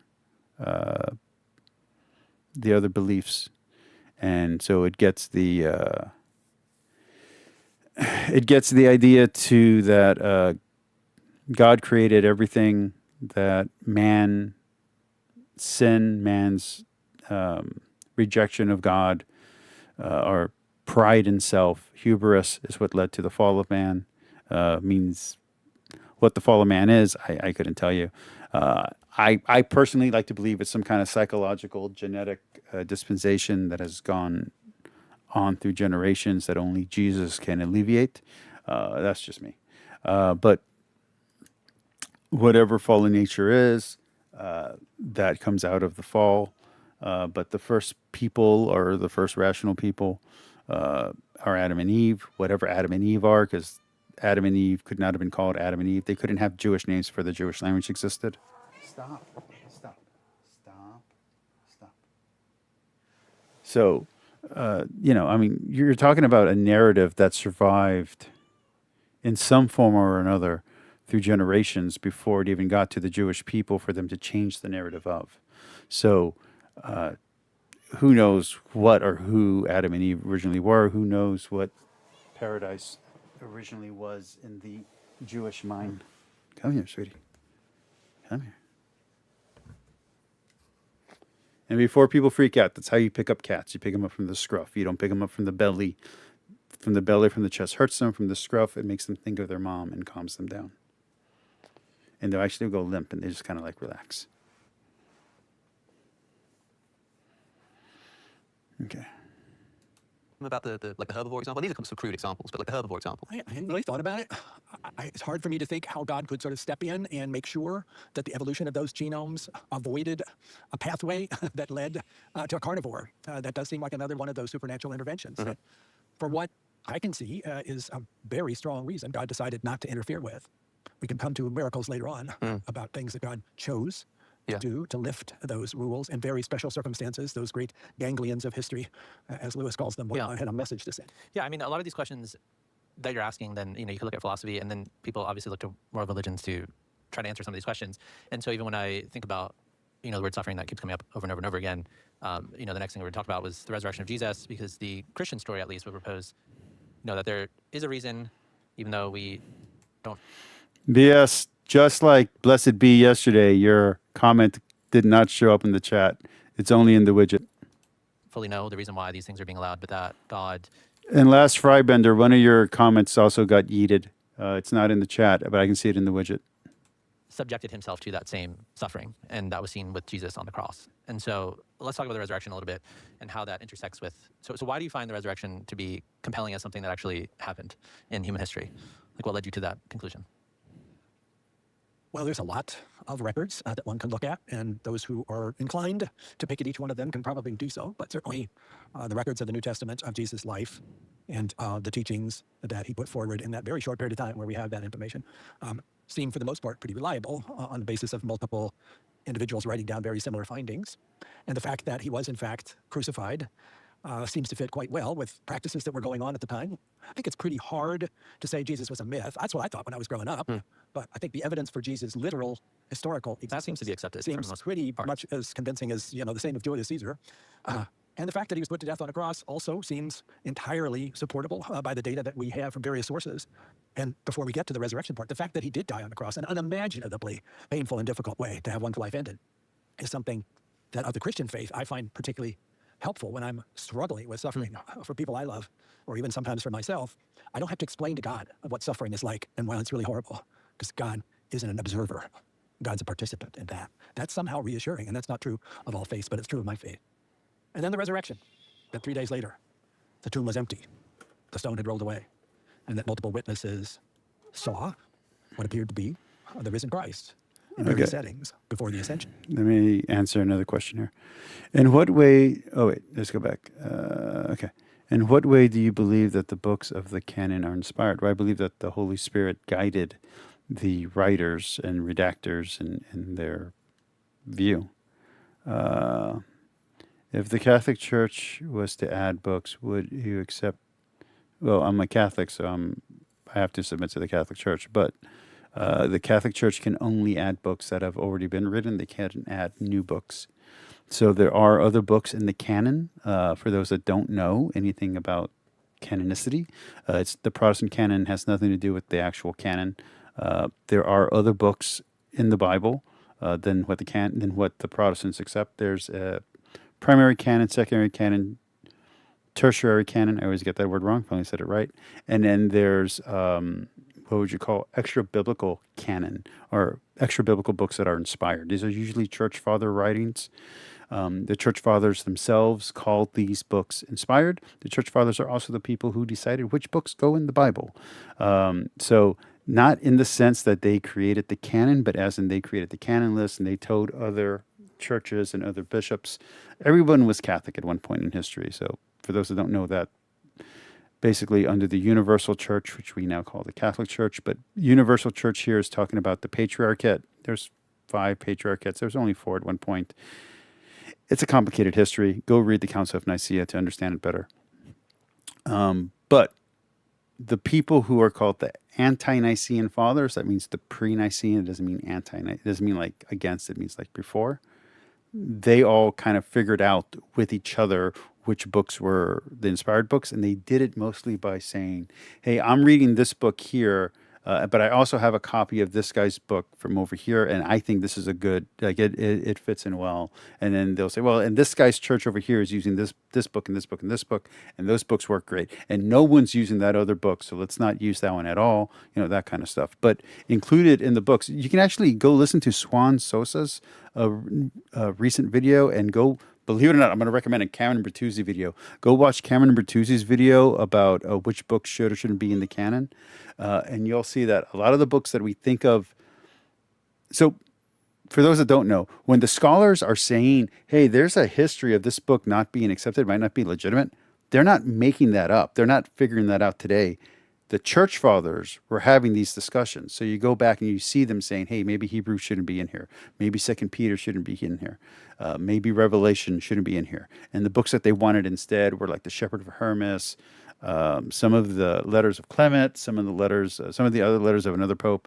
So that's how it went. But they ended up choosing the ones that they chose because that's what was being read in the liturgy.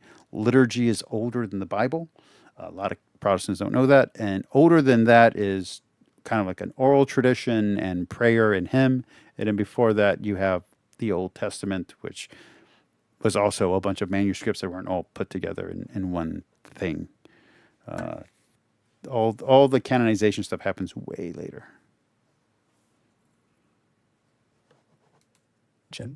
Those require serious attention. Oh, but anyway, yeah. So if you wanted like a complete full Bible, you would have all the stuff from the Catholic Church. You'd have all the stuff from the Protestant.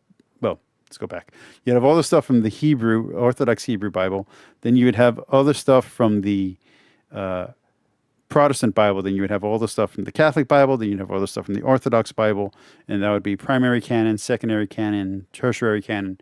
And then if you really wanted a complete Bible, you'd have at least all the recognized church fathers and doctors. And even if you want to go, I don't know what the word for 5 is, for 5th level canon, you could even get the doctors of the faith in there, which is why the Liturgy of the Hour exists, because eventually people realized there was not enough space in the books, so you had to have further books to really get all the writings of Christianity all in one collection. But yeah, they exist. It's called the Liturgy of the Hours. It's in 4 volumes. So you have the Bible, an ecumenical Bible, I guess. Go get an ecumenical Bible. And then get the Liturgy of the Hours, and you pretty much have fairly well most of the stuff. But also if you don't know this, all the ecumenical councils that are recognized by all the churches are also considered inspired. So if you're a Protestant, you might not know that. Or if you're an atheist who comes from a Protestant tradition, all the ecumenical councils are inspired by God. So you have Council of Nicaea, Second Council of Nicaea, Constantinople. I think there's Alexandria. I think there's one in Ephesus. Then you have the Lateran councils, which those are debatable whether or not they are or not official. And then you have Trent, which is official. You have Vatican I. You have Vatican II. Which Vatican II is actually one of the ones that they're like, I don't know, is it official? Is it official or is it not? So Vatican II is actually in the air as well. And when you consider that many of those individuals, I think Vatican II is an official real ecumenical council, but there's some debate. And then there's the whole fact that not all of the Orthodox are in on our later councils, so that's also a problem. That is a reality. And we're not recanting that claim to save themselves at the last is impossible to set aside. How many people would do that if they knew it was not true? Arius, I'll punch you in the face again. If you have not read Tom Wright's 738-page The Resurrection of the Son of God, that had a big influence on me. Nestorian, sit down. Go have a sippy drink or something. He's at Oxford, right? Yes, he is. Yeah. He's a friend, but I read this long before I knew him. And the way in which he puts together the case from both biblical and non-biblical sources, I found very compelling. Is it absolute proof? No, otherwise everybody would have decided to agree with it. But I find it very compelling. I think on the basis of the evidence there,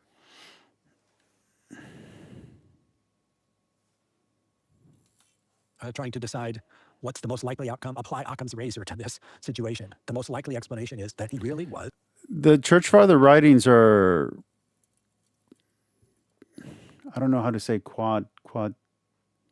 quadratic level canon. So like you can't go to them for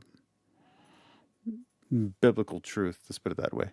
They're going to tell you how to interpret the Bible, and they disagree with each other. So each level of inspiration has a different level of authority. So the highest authority would be the primary canon, secondary canon. When you get to tertiary canon, you don't even have to worry about much. When you get to quad and whatever the word is for fifth quadic, I guess, pentatonic canon. I don't know. When you get to that level, I mean, if you don't agree with Augustine, you're not going to hell. You're not going to go to hell for not agreeing with Augustine. But if it's something that Augustine said that's also agreed upon by the ecumenical councils, that's also found in the Bible, then you got to agree with Augustine. But there's a lot of connecting dots you have to get to. Was raised from the dead. Now you might say to me, wait a minute, you're a scientist and you've just been talking about how God put these natural We laws call into that, by the way, dogma. that weren't to be broken. This is breaking them in a huge way. Well, yeah, but if they're God's laws and God chose in this exceptional moment to suspend them to do the most important thing. No, he's talking that about had ever been miracles. done, We were talking about that earlier. then sure, God has the power to do that too. I can go with that. I mean, you've had so many people on your podcast talking about this, about the resurrection. Yeah. You've had William Lane Craig on. You've had Bart Ehrman on. Yes. You know, a lot of people opposing viewpoints. What is your current perspective of the resurrection? I What do you got against it? well, I think it'd be great if Christianity were true. There's a lot about, if we look at what the Gospels actually say, I think might be out of accord with what Christians tend to actually believe about Jesus. But the resurrection is something that the Gospels press quite hard, and the New Testament presses quite hard. I am, broadly speaking, suspicious of the veracity of the accounts for a number of reasons. I think that there are, particularly the Gospels, are a big mix of legend, attempted biography, and theologizing. I think that, for example, the birth narratives, I don't believe this actually happened. I think there's good reason to think that in at least one case, the birth narrative was added later than the rest of the gospel was written. I think these are quite obviously legendary accounts of the kind that we often see in ancient biographies of trying to give people spectacular births. Somebody sort of imagining that this must be the case with Jesus. There are a lot of reasons to think that might be the case. We don't have... You are aware that lots of people disagree about those. Oh, of course. How do you as we're talking back and forth, how do you discern, and I talked about this stuff about evidence proof earlier, and then just trusting sources of information. How do you guys go about being like, I think there's good evidence to suggest that this? So like, where would you be getting your sources, and where would you be getting your sources for this? We're going to stop at the 55-minute mark, guys. So even if they're in something good, we're going to stop at 1 hour and 55 minutes, okay? When it comes to the Gospels, I think that we have to sort of look at cross-source corroboration, right? And so, broadly speaking, we have the Synoptic Gospels, which most scholars believe Mark comes first, and then Luke and Matthew use Mark. They're aware of Mark. They copy it sometimes verbatim, but they also seem to have this source of quotations of Jesus, which has been called Q for quell, the German word for source, right? We don't know if that exists or not. If it does, then we've got this extra source Q. If we don't, then we essentially just have, Matthew and Luke's other source, wherever they got that information, right?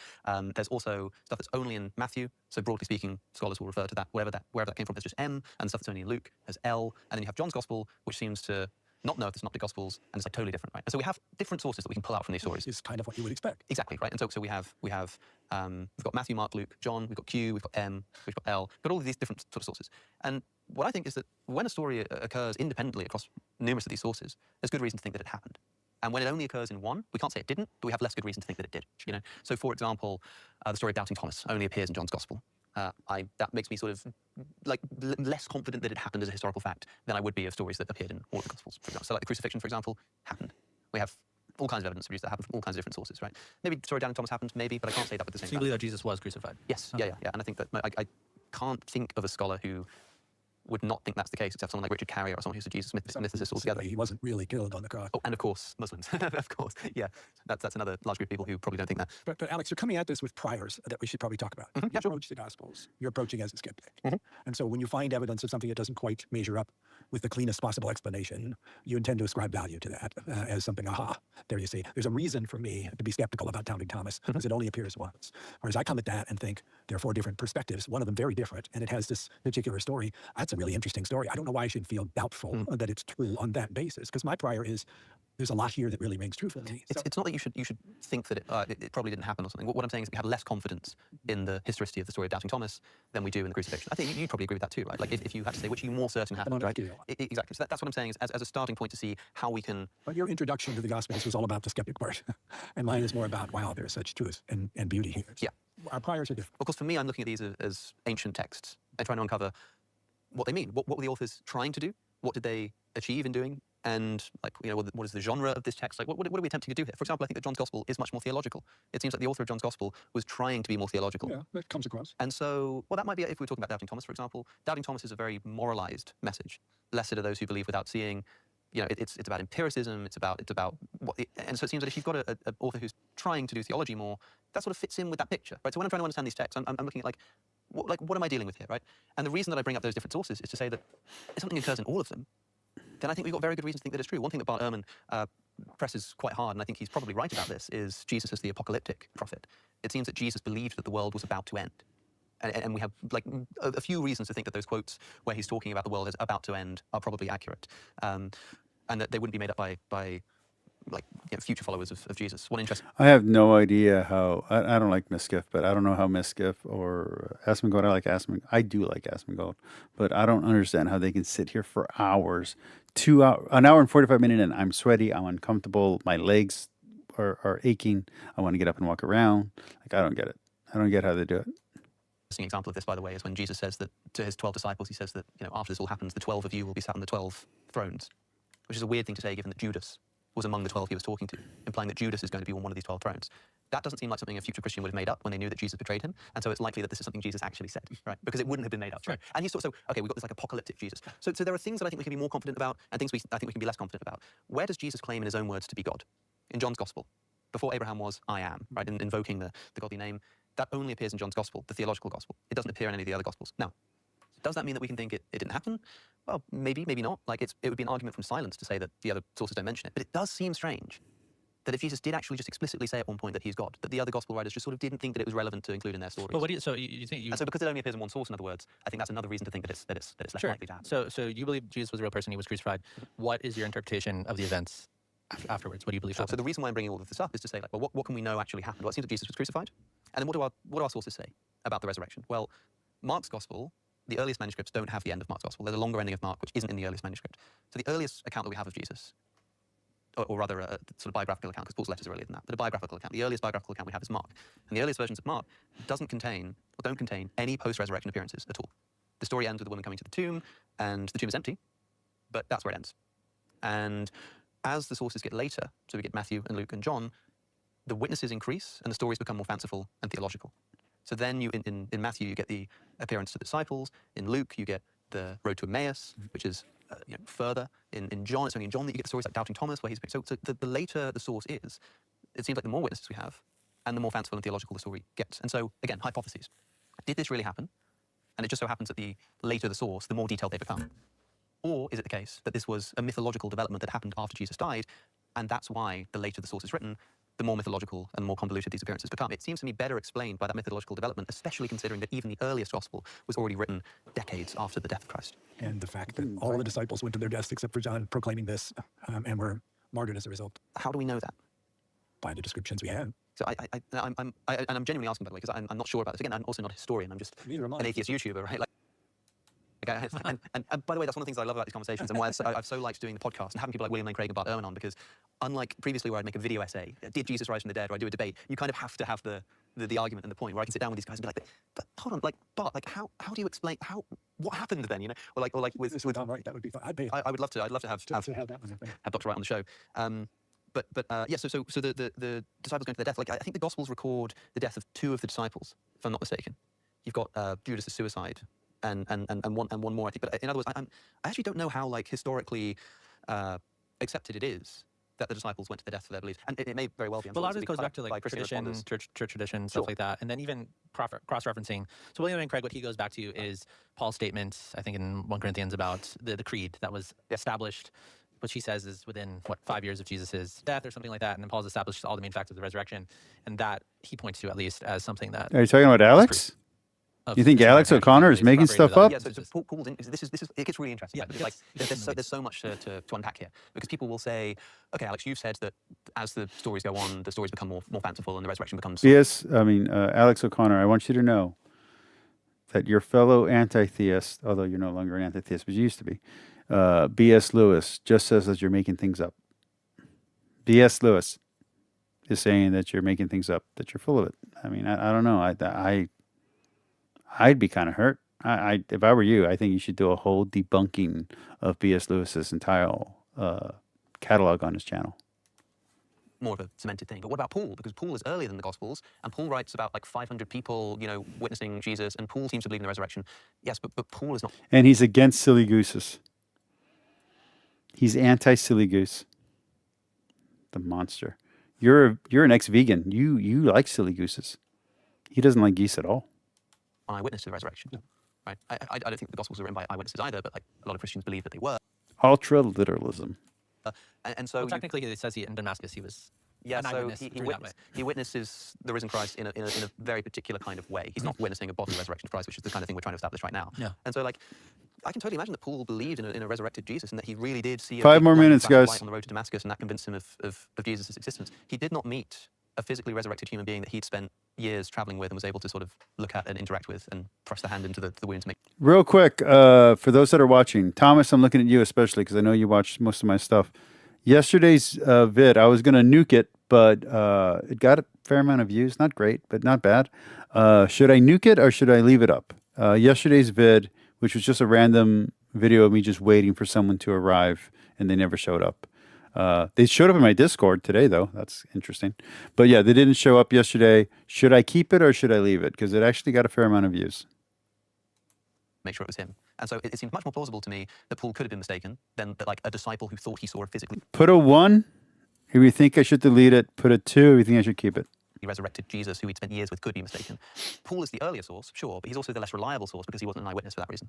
Again, your prior is to be suspicious of his conclusion. Well, you talked about in your most recent book. You talked about cognitive bias a lot, and I think we do default. Like whatever your worldview is, I think you default to that. Doesn't matter if you're Christian, if you're not a Christian. Or, And can I just say as well, like with the Fine Tuning thing, like something very weird happened on Easter morning, right? Like something very strange happened at this point in history. And even if you're just trying to sociologically account for the beginning of a Christian movement, I mean, it's a fascinating thing to try to explain. And I guess I'm kind of coming at this with the priors of suspicion, but part of that is because that's the conversation that I'm trying to have, right? In the same way, and I mean this sincerely, if I was sat with like a hardcore atheist or a Jesus mythicist, I would be like hammering the Christian scholarship as best as I could to do that too. But I'm interested in what your priors are here, Dr. Collins. Like what do you think you sort of bring to the table when you open this book? Again, I came to faith in this journey that began in an atheist perspective, and then recognized that point of view could not really hold up to even rational argument. If somebody once said to me, suppose you had to draw a circle that represents all the knowledge in the universe, what would that look like? And of course, okay, now draw within that the circle that represents what you know and you ever will know on this earth. So suppose the knowledge of God's existence is outside your circle. Seems plausible on the scale. How could you then say, I know there is no God? And you should. Yeah, and I think anybody who says that is firstly mistaken about their epistemic capabilities, and secondly probably not thinking of the right kind of God, right? I think that's probably the case. Right. Well, so I agree with you. An easy way to kind of get away from the far end of that spectrum we talked about earlier, into something that was more of, okay, let's figure out what might be outside of what I currently know, and what would it say about this question?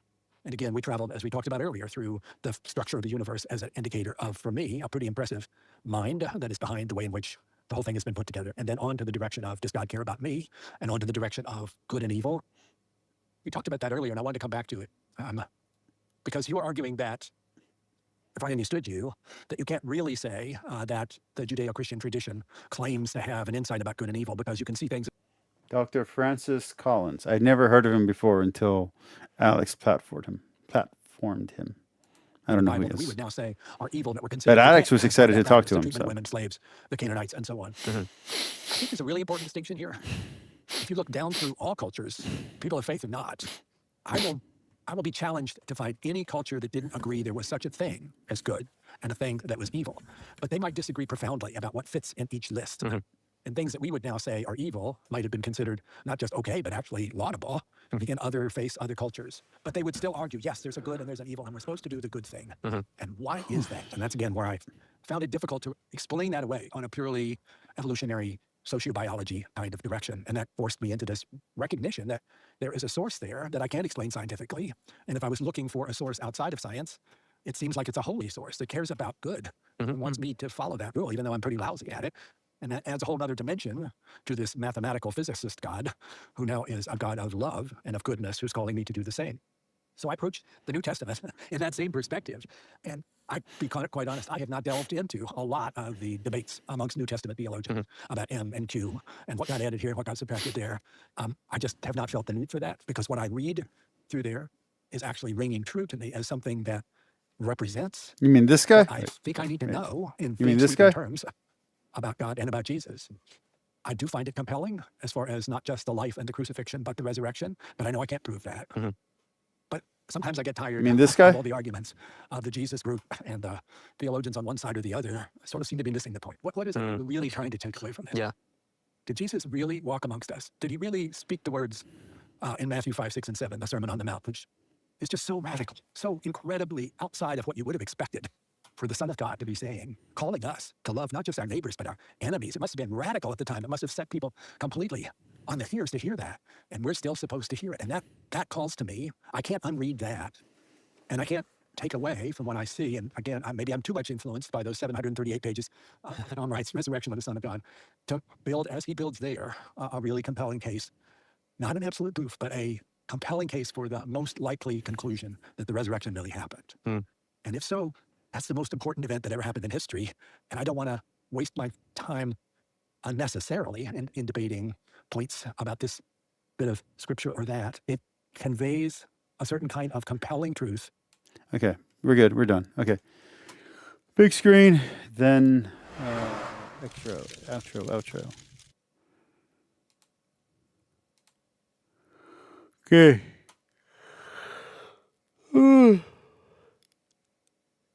Have a good night. I'll see you all tomorrow. Remember, God loves you. So love everyone. It means love your enemy. Love your family. Love yourself. Love God above all. God forgives you, so forgive everyone. That means forgive your enemy.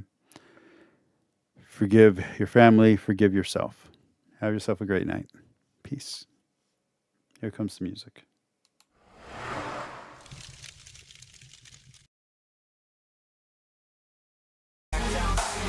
Stopping me except for me now. I won't give up, I won't back down. Till the line 6 feet underneath the deep ground. I won't give up, I won't back down. There's nobody stopping me except for me now.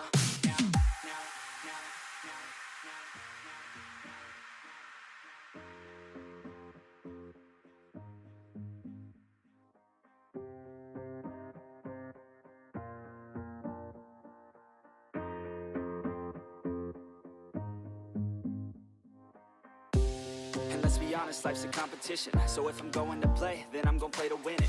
I refuse to sit and rot at a desk all day unless I have a passion I'm working towards, okay? I'd rather be dead on the outside than inside. A bullet to the head than 25 to life in a cubicle alone, just trying to get by, building someone else's dream instead of building mine. If you're hearing me, this is meant to inspire. If you have a dream or if you have desires, a girl in your life that's making you feel that fire, go fight for her, man, go die for her, man. Cause you only have one life, one chance to do it. One chance to prove it to yourself, so don't lose it. You got this, fam, just keep pushing on through it. One day you'll look back so glad you pursued it. Yeah, things are gonna get better real soon. Yeah, I'ma just do me, you just do you. I swear it's gonna get better real soon. Don't let anyone tell you what you should do. I got a clear view. We're gonna make it soon. Just keep pushing through. You're what you got